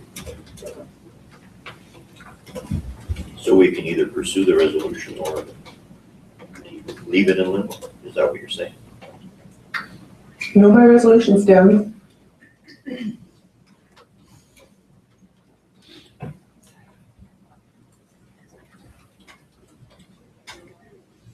Councillor Butler? I forget the politically correct Robert's rules term, but I believe council is able to ask for a point of information, I think that's what it's called, from staff regarding the community charter on this issue.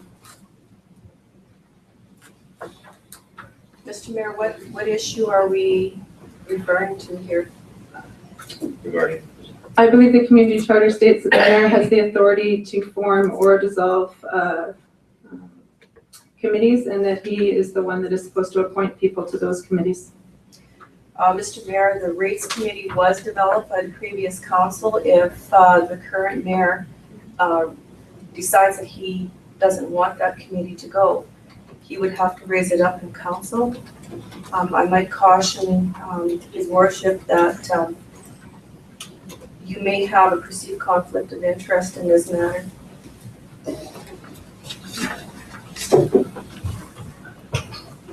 If I may question, what would be the conflict of interest? Mr. Mayor, the fact that you do have, or you did have a possible direct pecuniary interest in the water meter project, and that by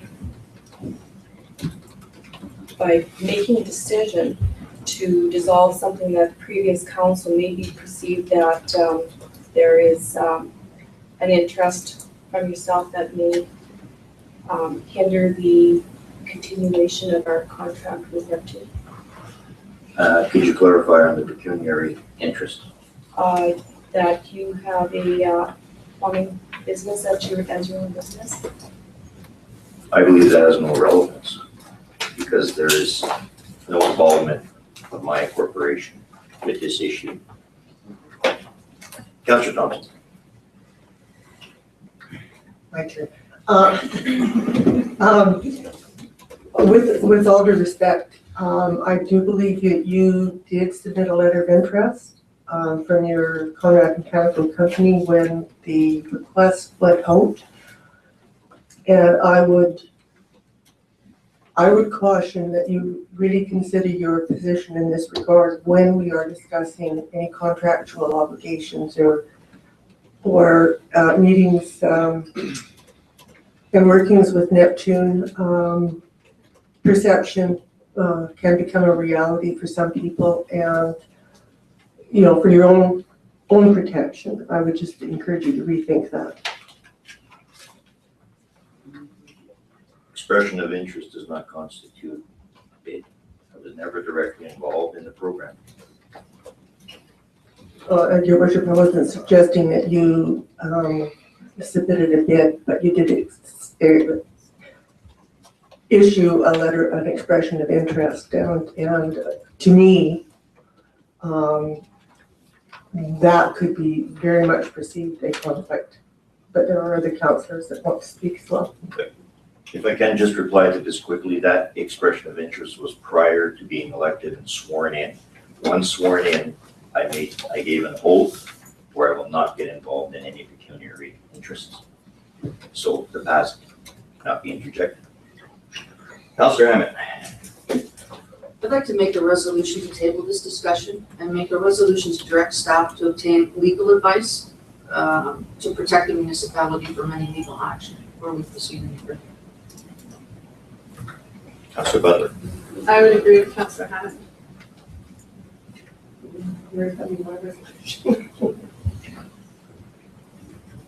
What was your resolution?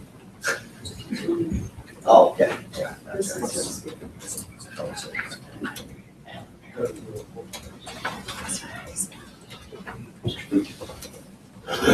Yeah, we're just information regarding the installation of meters and the legalities of it. And we approached their Conrad regarding this, trying to get more information, and we received a letter, which he forwarded to us as a result, regarding the plumbing code and water meter installations. Now, this came directly from Zachary Maid, Senior Codes Administrator, British Columbia. It's got a lot of weight to it. And in the letter, he said, using installers who are not Canadian certified plumbers or indentured apprentices supervised by German plumbers is a violation of the BC Plumbing Code. So clearly, these installations that were not done by plumbers are illegal. And there's no, it's very clear. There's no ifs, ands, or buts about it. It's part of the BC Plumbing Code. So, council receive a copy of this letter.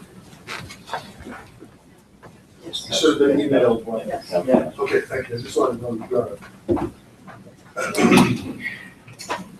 Okay, now several times we were informed, the public was informed by a few council members, and being added in the paper, that there was nothing wrong with these installations, they're all legal, which is not correct. No, it's not my opinion. I've got the letter here from the Senior Codes Administrator, which was a copy of it. I'd like to repeat my motion to table any discussion regarding water meters until we've advised staff to obtain legal advice at the risk of putting the municipality at risk if what Mr. Kuchin is saying is correct and there's a perceived problem, liability issue, we need to protect ourselves and the city. I'm not quite done, but that's exactly what I want to communicate in my final. Thank you. I just have a few more things I want to. Go ahead. Now, the letter also states that during a conversation with a building official from Grand Forks, I don't know personally who that was. I assume it might have been Mr. Copan, our official, but I'm just taking a guess. He said the approach of using certified installers may be acceptable or considered reasonable in other parts of the country, but does not comply with the BC Plumbing Code. This was communicated to our building official. Now, if that was so clearly communicated, why did it not get implemented by former mayor, CAO, and council? It's a clear, very clear matter. There's just no question about it. So what exactly happened there? Our town was told the legality of it. Anyways, and I just want to say just two more quick things. Mayor Conrad's interpretation and comments were correct regarding this. The installations were illegal. Very clear. And in closing, I want to point out the huge liability issue that Councilor Hamlet has referred to. There are very many different facets to this liability issue, many different dynamics, but I would really encourage council, the liability incurred by Neptune, possibly former mayor, CAO, and council. I do not know the legalities, but I just recommend that present council and mayor keep this in mind going forward. Thank you.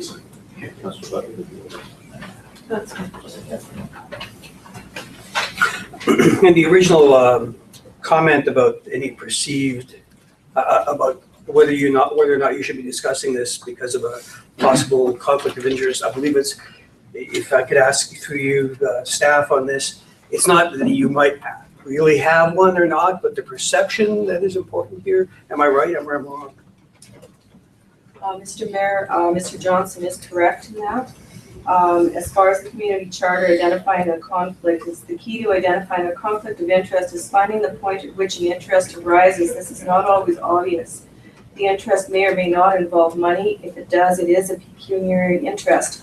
Pecuniary interests most frequently arise in relation to property, business interests, employment relationships, professional client relationships, and spousal employment interests. Non-pecuniary interest may arise in relation to family relationships where there is no pecuniary interest involved, and relationships with other organizations like not-for-profit societies, church congregations, and community groups. The interest may be direct or indirect, and it may be the elected official's own interest personally or an interest that arises through a corporation.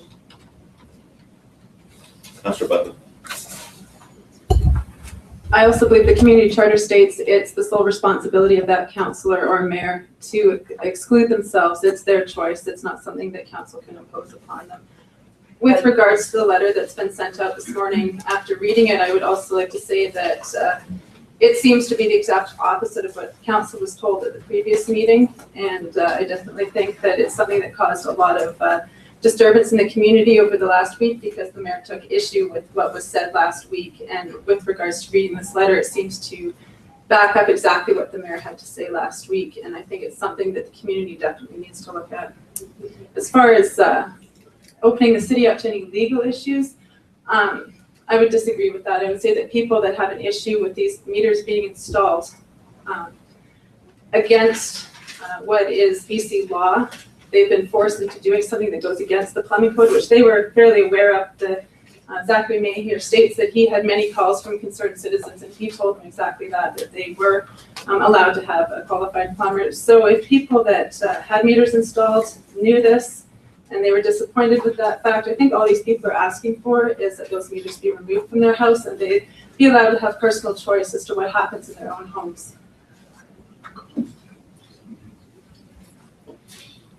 Any other questions or concerns?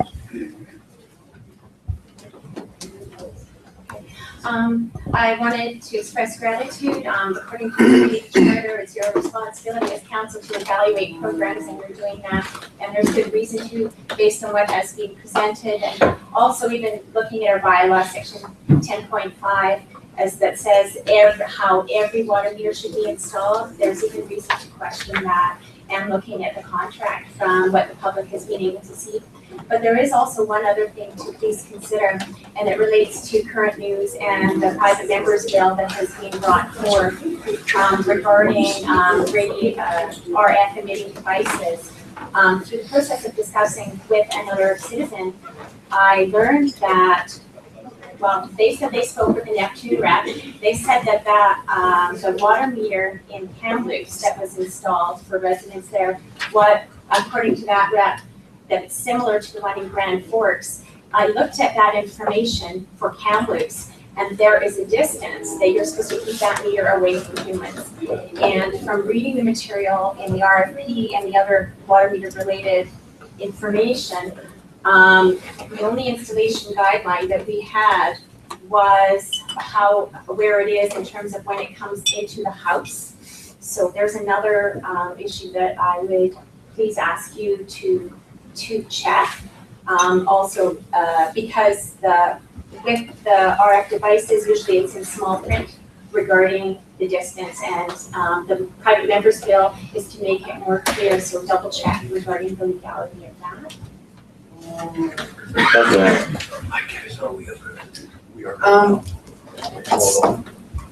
I'd like to repeat again, I'd like to make a motion that we table any discussion until we advise staff to obtain legal advice. We have contract in place with Neptune, and the city could be in serious jeopardy regarding liability. Councillor Butler. Speaking in favor of Councillor Hammett's motion, I'd also like to direct staff to look into the issue of the false information that was given at the last meeting, and I'd like to ask how staff is handling that. Councillor Thompson.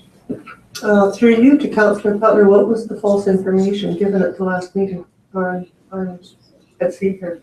Excuse me, there's a motion on the floor to cease discussion until we've advised staff to seek legal advice. Yes, there is. We're getting a bit out to left field with this issue. Councillor Grog. Point of order, just a question. Can we actually do that type of motion at a committee of the whole? I think we do that motion at the regular meeting, so I don't think we can do it here. That's exactly what I was gonna refer. Mr. Mayor, in the fact that if we couldn't table the motion, you could never, ever stop discussing an issue. So council can do resolutions to receive, they can do resolutions to table, in as much as that, if you couldn't, you could never stop the discussion. The only other issue would be timing, and we cannot discuss all morning also, so I believe unless there's really any more pertinent questions that relate to the original information received. I just, point of order is, it's actually a deferral, it's not a cabling. Thank you.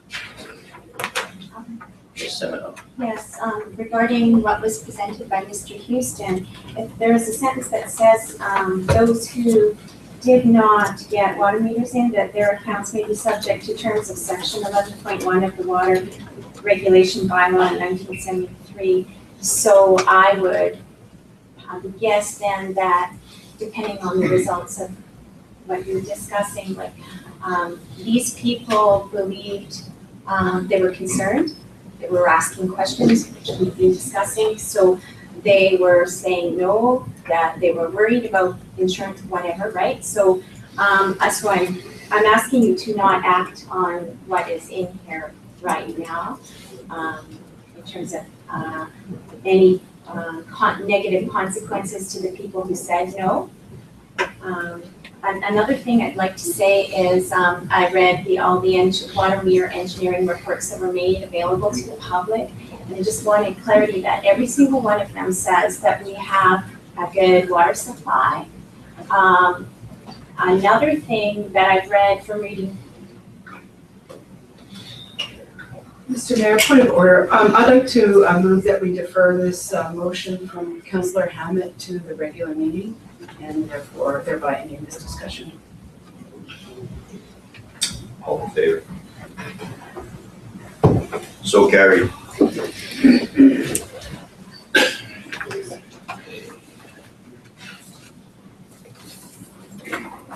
Our next item, our acting corporate officer will be discussion and direction to staff notice regarding amendments to procedure bylaw number 1946, 2013.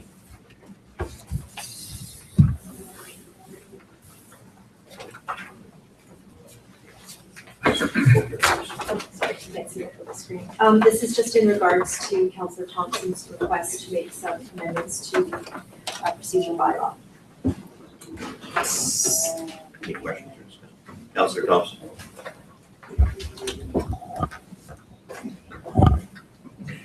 Thank you, Your Worship. I would make a motion that the Committee of the Whole recommends Council direct staff to give notice in accordance with Section 94 and 124 of the Community Charter, advising the public of proposed amendments to Procedure Bylaw number 1946, 2013.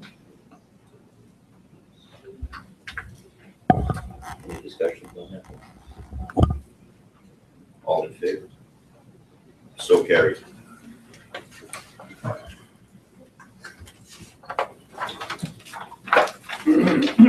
We'll now have our monthly highlight reports from our department managers. Okay, Mr. Mayor, first of all, we have our Chief Financial Officer's report. So they've been really busy for the most part doing budgets, but they've also worked with setting up the Mayor Council with payroll, benefits, and signing authority. They've met with the Rotary Park with regard to the spray park planning, compiling information for the year-end carbon tax submission. Did all the preparations at the end of December to get the move back to City Hall. They are preparing for the interim audit, or they have already, 21st and 22nd. They are doing a year-end inventory count. They've hired a revenue clerk in the place of Ms. Porter after her passing. Assistant with Victim Services in 2014, 2015, and financial plan operation meetings with managers and coordinator, which of course will be happening later on today as far as the operating goes. And the 2015 audit scheduled for March 13th to April 2nd, and I believe our CFO would like to give a brief report with regards to that audit. Thank you, Mr. Mayor, members of council. Just a heads up that we do have our annual audit schedule for March 31st, April 1st and 2nd. The auditors were here on Tuesday and Wednesday and Thursday of last week, just to get a little bit of the preparation work out of the way, but the full-blown audit will be on March 31st. The community charter mandates, and this is also in regards to a comment or question from the floor at the last meeting regarding the finances being shrouded in secrecy. And I'd just like to reiterate to the mayor that we have an external audit mandate about a community charter every year of independent auditors that come in and look at our books and make everything public. So with the person that made the comment also, I've also had a meeting with them and with other members of the public when they have questions, and try to answer all the questions that I can answer regarding the finances. The only things that I wouldn't answer would be anything that would be in camera, or anything that's protected under freedom of information and protection of personal privacy. That obviously releasing either of those two items would put the city at liability. So past that, I really try and release all the information I can. I've put a lot of information on the website. And if you have any questions about anything, please just give me a call. Thanks. Okay, continuing on, Mr. Mayor, the Manager of Development and Engineering. So she has done a City Hall reconstruction project, which is substantially complete. I think there's just a few finishing touches left. Of course, City Hall, working with the rest of the staff to organize the move back to City Hall. Working on new subdivision development and servicing bylaw, it has received first 3 readings. New sewer regulations bylaw has received final reading. Received 1 development inquiry. Received 2 inquiries regarding city-owned property for sale. She has put out an RFP for asset management for GIS software and has awarded the project. And worked with the rest of the staff on the council orientation presentation. The fire chief for the month of December, calls for December, there was 40, 6 fire, 9 rescue, and 25 first responders. There was a structure fire on New Year's Eve, and it was contained to the room of origin. Volunteers participated in the Santa Claus parade and managed the burn barrels for the Gyro Park lineup. Both the fire chief and the deputy fire chief attended the fire protection occupant loads at the school Christmas concert. Volunteers, assistance with the community Christmas dinner, and training first responder instructors recertified at the Red Cross program. Corporate services, organized council and the staff Christmas party this year. Began preliminary planning for the family day, which is going to be on the 10th? 7th, sorry. Starting 7th to 9th, yeah. Preparation, of course, for the inaugural meeting of council. Assist with the Manager of Development and Engineering, of course, with the move to City Hall. Organized the new elected officials workshop with Tracy Lawrenson, that was in conjunction with Nelson, Roslyn, Castlegar, and Grand Forks. Organized new council orientation sessions, provided ongoing communications for public notices, media releases and events, and prepared agendas and meeting minutes. And the corporate officer would like to speak with regard to an event request that we've recently received from the city. Normally, we just go ahead and approve the event request that generally is pretty easy to get with. This one, however, could potentially be sensitive. It's a request from a gentleman named Chuck Verabaya, and he would like to hold a Canifest Kootenays Music Festival in August at James Donaldson Park. I would like to request that council add this to the agenda this evening as a late item for discussion and decision, so that we can let them know. I can provide more information to you prior to that. You might want to mention the lineup of entertainment. So the reason it's a bit time sensitive because we have, I don't have the request with me, but they've got Foreigner, Headpins, and there's 4 quite bigger name than, yeah. Anyways, they need to know, pretty fairly quickly what your decision is, on whether or not you're going to allow, the Canada Fest Street Music Festival to take place.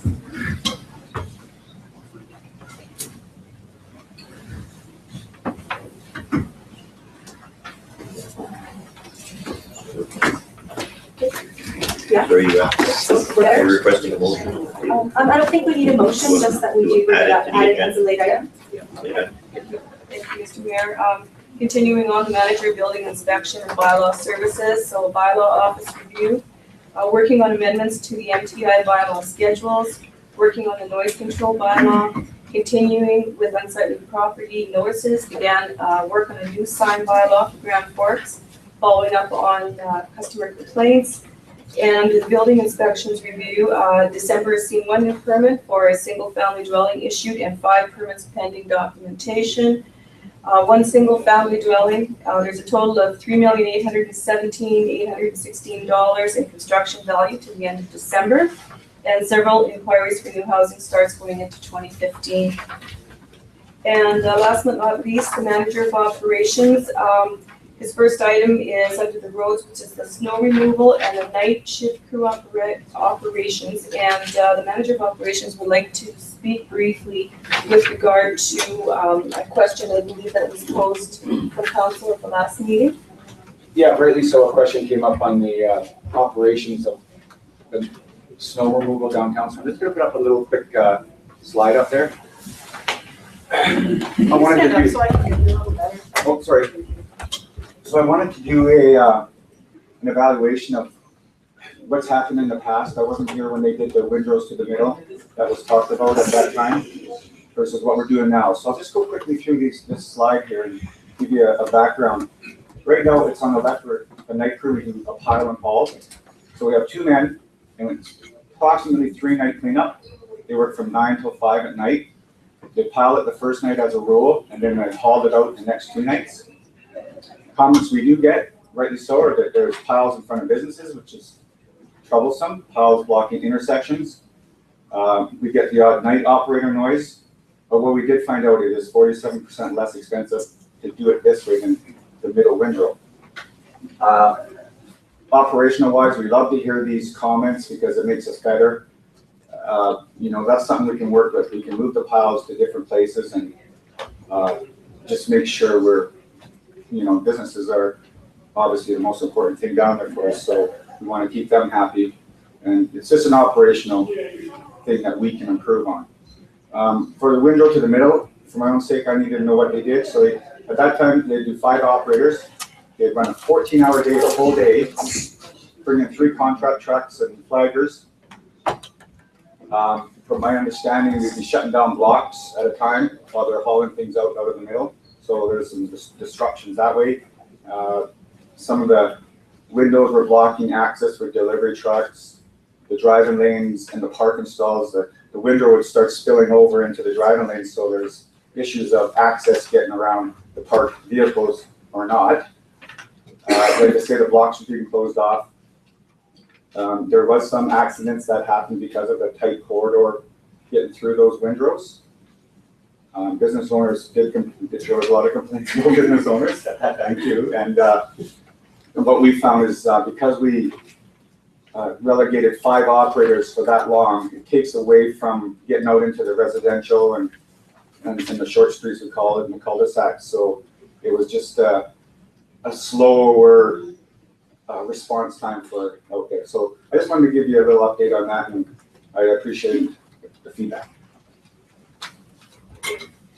Continuing on, install catch basin or 9, assist in gyro park decorations, assist to move to City Hall, budget preparations for 2015, inventory control count in water and sewer, sanitary sewer main line flushing, budget presentation for 2015 and inventory control, and additionally an electrical continued meter verification, foot patrol program, inventory count control, and install Christmas decorations in gyro park.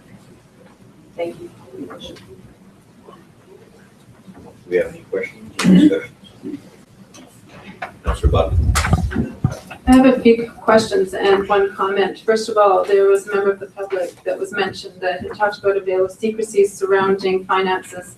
And I did follow up with him on that. So the community charter states that if money is spent in camera, then it needs to be reported to the public at the next public meeting that's practicable. I spoke with staff about this, and my understanding that I received is that if money is spent in camera, it does not need to be reported to the public as long as it fits within one of the line items that's already within the budget. I guess that I would trust staff on that. I just have an issue with that because money that's being spent in camera may not be reported and you, the public, may not know about it. My questions, just on a couple here. I was wondering what the MTI bylaw is that was spoken about. The municipal ticketing information. Okay, thank you. And with regards to the sign bylaw, through you, Mr. Mayor, I'm just wondering who requested the sign bylaw? I mean, we have a lot of bylaws in the books that people don't read and aren't aware of until they break them. I'm just wondering where this request came from for more bylaws.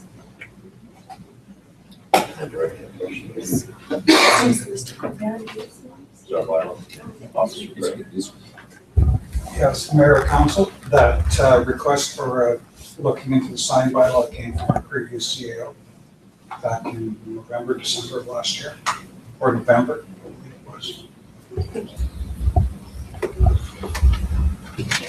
Any, Councilor Crowe? Sorry.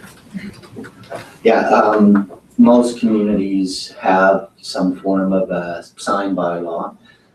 Helps to protect the citizens so that you don't have 28 sandwich boards in your way as you're trying to go in and around the sidewalks and stuff. So we have talked about it, not only in the previous council, but other councils, and we have had complaints in the past. So I think that putting together a sign bylaw would put everybody on a level playing field, and then everybody would understand the rules, so it wouldn't be a surprise.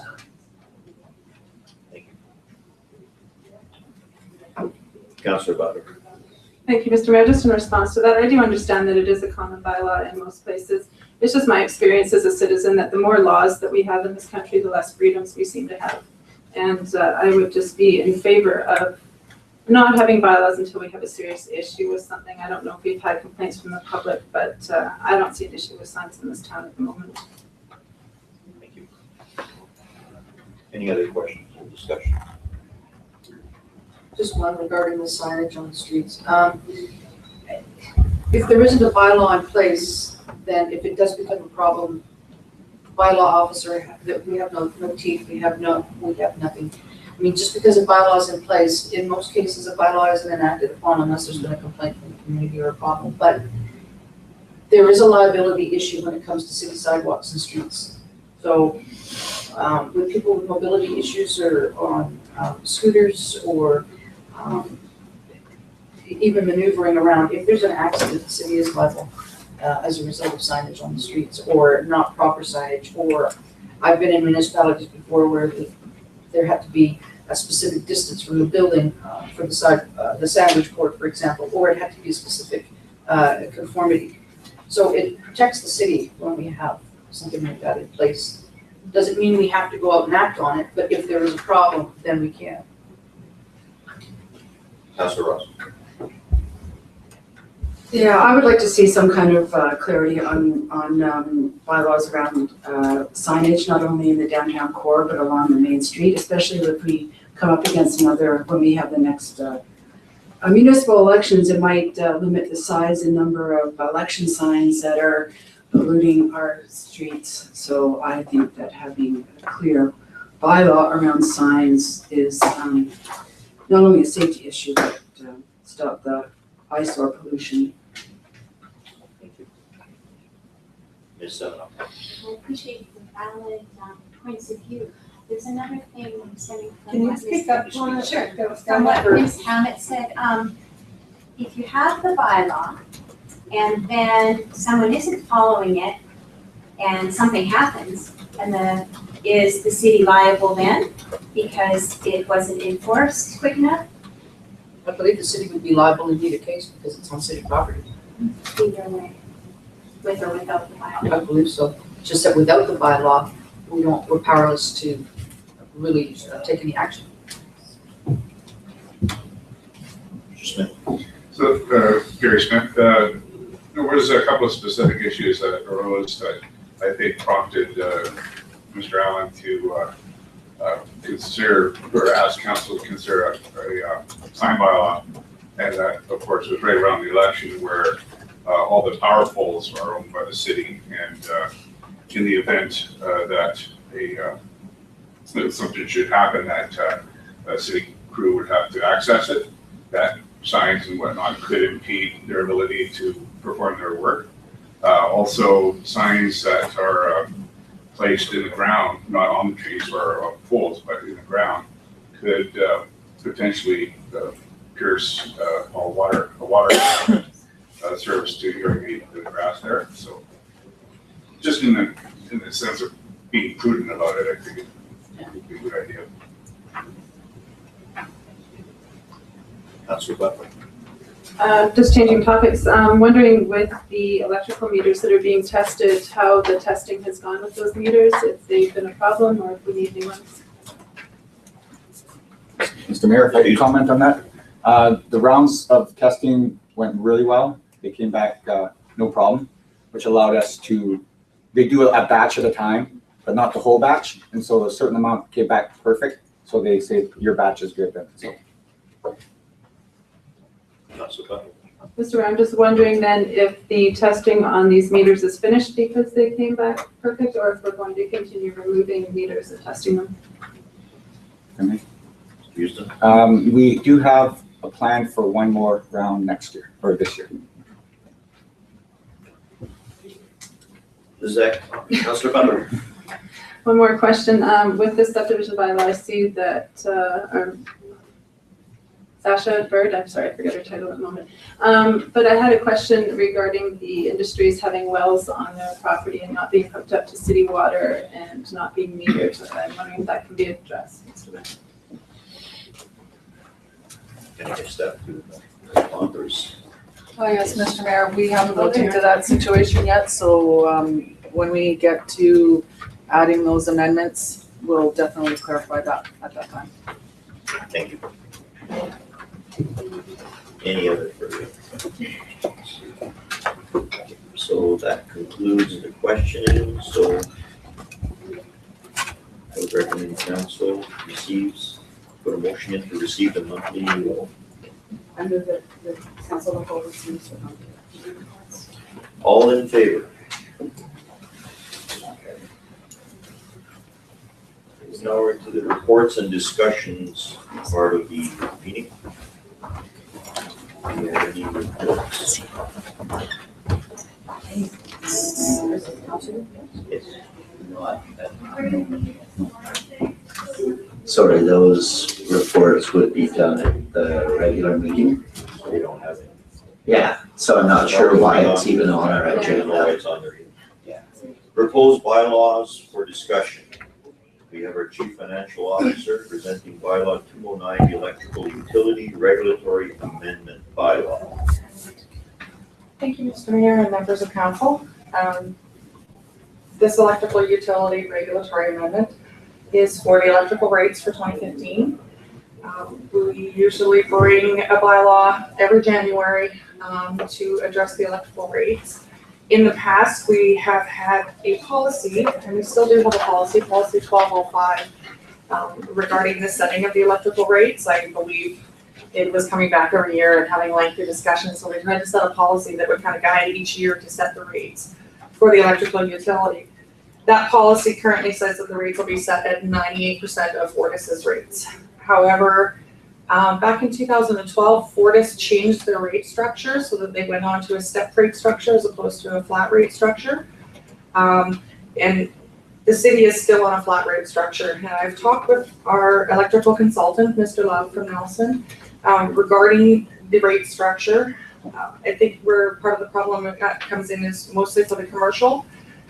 Because Fortis does demand charges for the peak demand and they charge the commercial for that. And our meters, from my understanding, and I would have to get Alex to speak to it, we're not able to get the demand information from our meters, so we aren't able to bill the same way. So coming up really shortly here, we do have lots of budget discussions and everything coming up, but I would also like to bring back to council policy 1205 so that we can address it, because we're not following it correctly. Last year we implemented rates that Mr. Love could have given me a 3-page algebraic formula that proved that our rates were at 98%, but they're not so clear because they're not based on the same kind of structure. So we're going to want to address how we're going to set these rates every year. In the meantime, Mr. Love at the last meeting presented 2 options to council, a memo with 2 options for the rate increases for the 2015 year. What he looks at, 75% of his budget is the electrical purchases from Fortis and the resale. So he's really looking at the Fortis rates. It is very dependent on the Fortis rates. So he's looking at his revenue, or what our expenses are going to be for the electrical utility, and then he's trying to meet his revenue requirements. And so he sets his rates based on what he thinks his revenue requirements are for 2015. So his 2 options, the first option would see an annual increase of 3.5%, which, because it would be starting March the 1st as opposed to January for the full year, would actually be a 4.375% increase for consumption beginning on March 1st, anything billed after March 1st. So the first billing period, January, February, would still see the prior rates. The second option would see a 2.5% increase annual, or an effective of 3.125%. Mr. Love recommended option 2, the 2.5% for the year, as he felt it would meet revenue requirements for the electrical utility for 2015. So I am introducing both options to council. I also, so this bylaw that it's amending, 1975, is going to actually be coming to council this evening for final reading. So as soon as it comes to council, then it'll get hopefully adopted this evening, and then I'll be bringing this at the next meeting to amend again for the rates. So we did add, according to Mr. Love's memo, at the end of the options, we added the section about, it's not on here. You're missing it. Page 6 is missing. Unfortunately, I will have to send a revised version to council. At the end of it, there should have been a section added for the manual reads that Mr. Love has adjusted in his memo. Councillor Butler. I'd also just like to note, Mr. Mayor, that there are a couple other pages missing in this bylaw. It jumps from section 4 to section 4.3 on both option number 1 and option number 2. So it's actually page 4 of option number 1 that's missing. And 6 and 8 and 11. There you So go. I believe what's happened was it was a 2-sided document, then only 1 page was put into the introduction. So we will have to. I therefore recommend that we refer this back to staff for more information.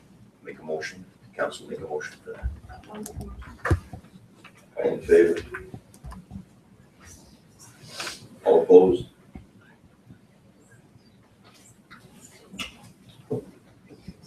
Your worship, this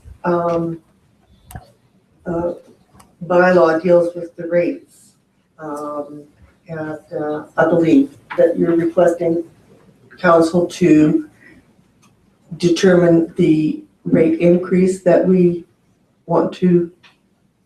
Option 1 or option 2. Option 1 or option 2. And I would respectfully suggest that we give that direction to our manager, so that the bylaw can come before council at the next regular meeting. And when it's circulated, have all the pages attached to the bylaw, so that we can proceed. Otherwise, they're going to have to do a recalculation on the rate increase if it's to be effective March 1st.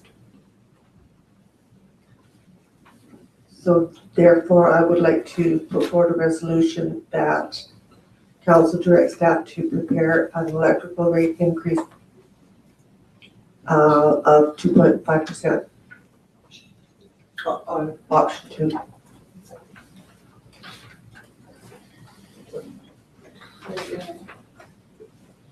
I agree with Councillor Thompson.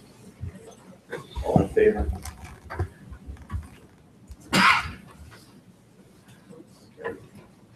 Carried.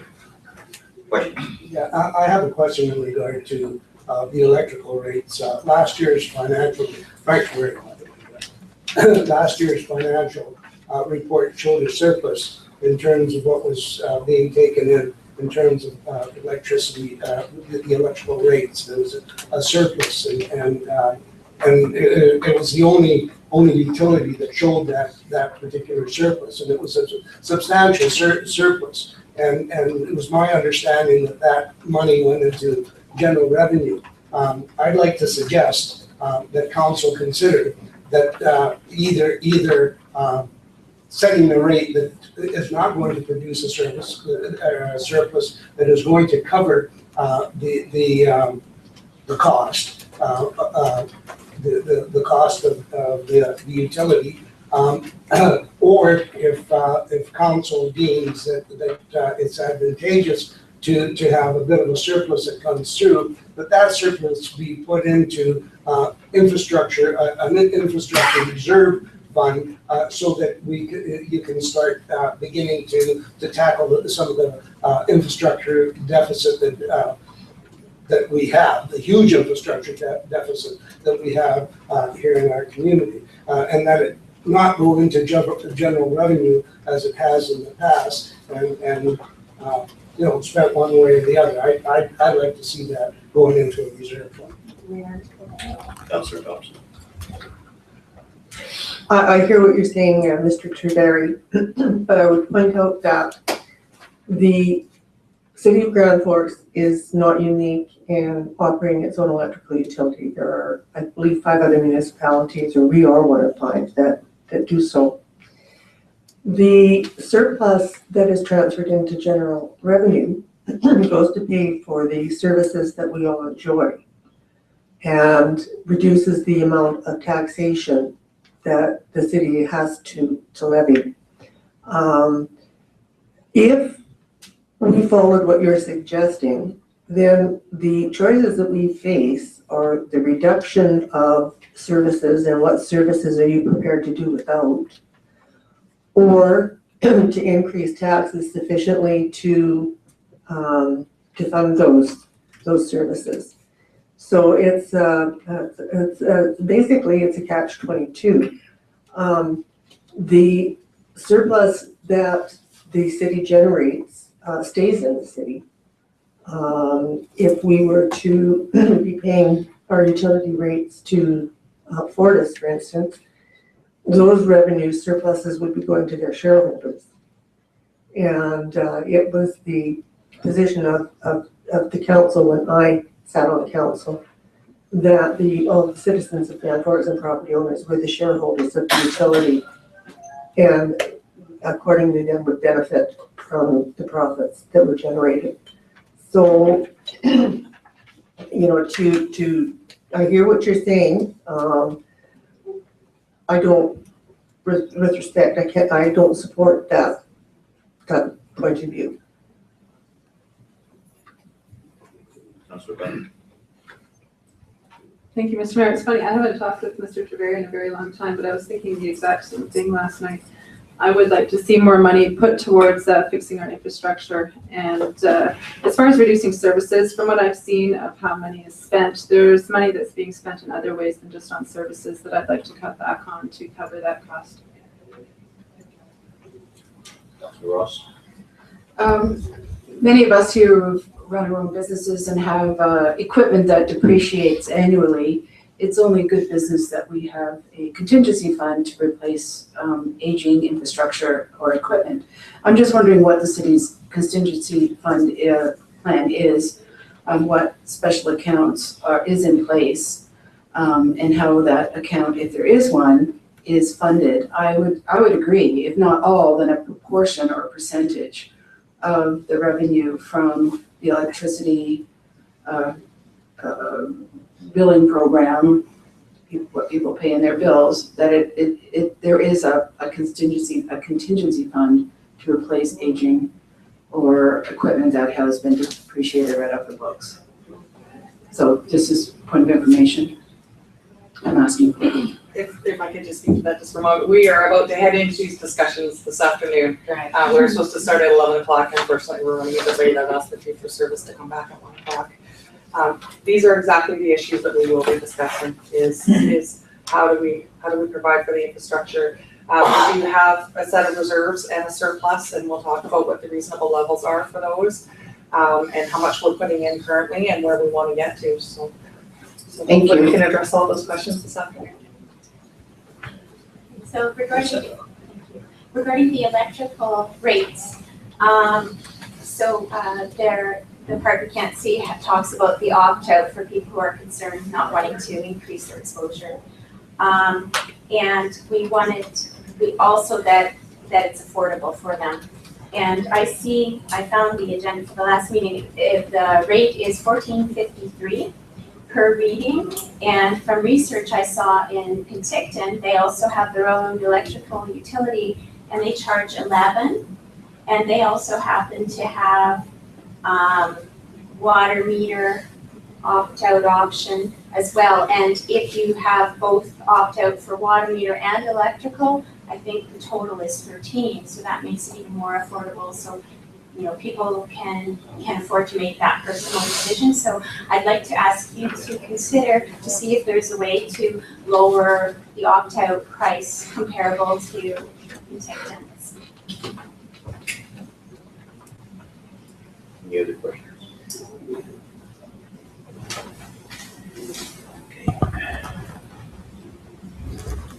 Having noted that, the recommendation is that council gives the first 3 readings of the electrical utility regulatory amendment bylaw at the February 10th regular meeting.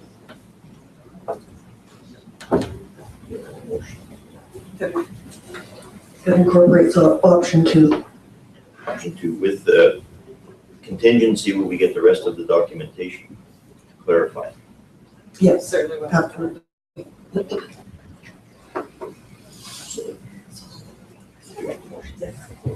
All in favor? So carried. Mr. Mayor, unless there are any other questions from the gallery, we might suggest that we would recess for lunch and then reconvene the budget presentation, starting with the fee-for-service presentations at 1 o'clock. So, do we have any other questions from the gallery?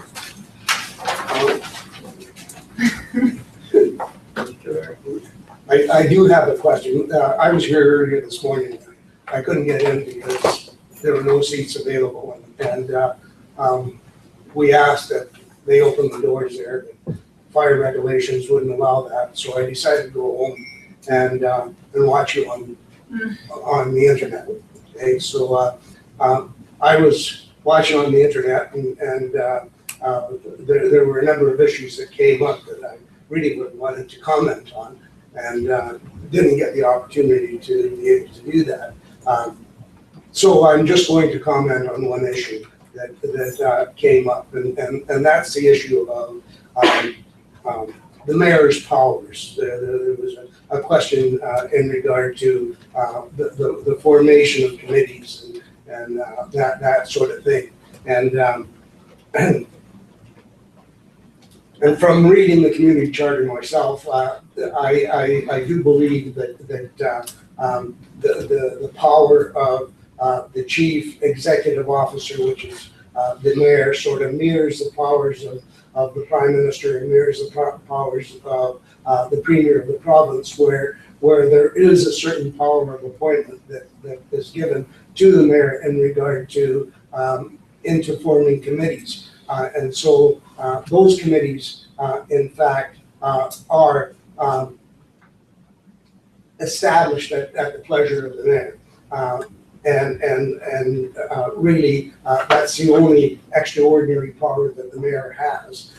And so I just wanted to comment on that particular fact, that I think that in fact, the community charter does give the mayor the power to form committees and to establish those committees and choose individuals that are going to sit on those committees. Obviously, it would be kind of unwise if he didn't consult with counselors and that sort of thing, but ultimately, it is his power to do so. Okay, so that's just one of those things. In regard to one of the committees, and a lot of you people know that I was initially involved in the delegation that presented the petition in regard to the water meters, and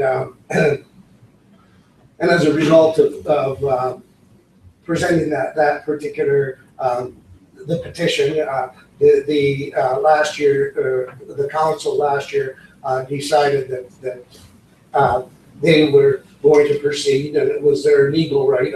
I didn't think it was their moral right to do it, but it was their legal right to do it, and so as a result of that, I just assumed that the water meters were going to be installed, and that citizens of Grand Forks, in fact, had to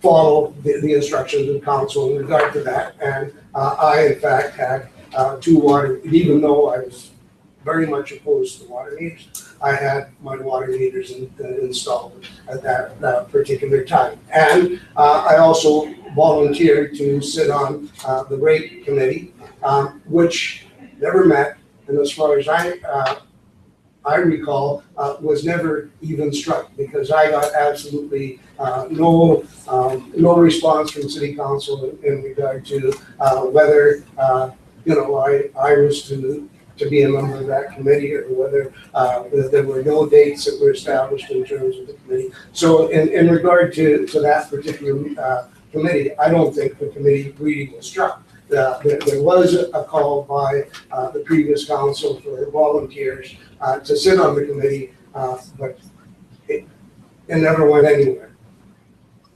To my knowledge, anyways, I was never contacted in regard to sitting on the committee. So those are just a couple of things that I wanted to point out that came to mind when I was watching. Thank you, Mr. Treveri. Any other questions? Motion to adjourn? To recess. Motion to recess. All in favor?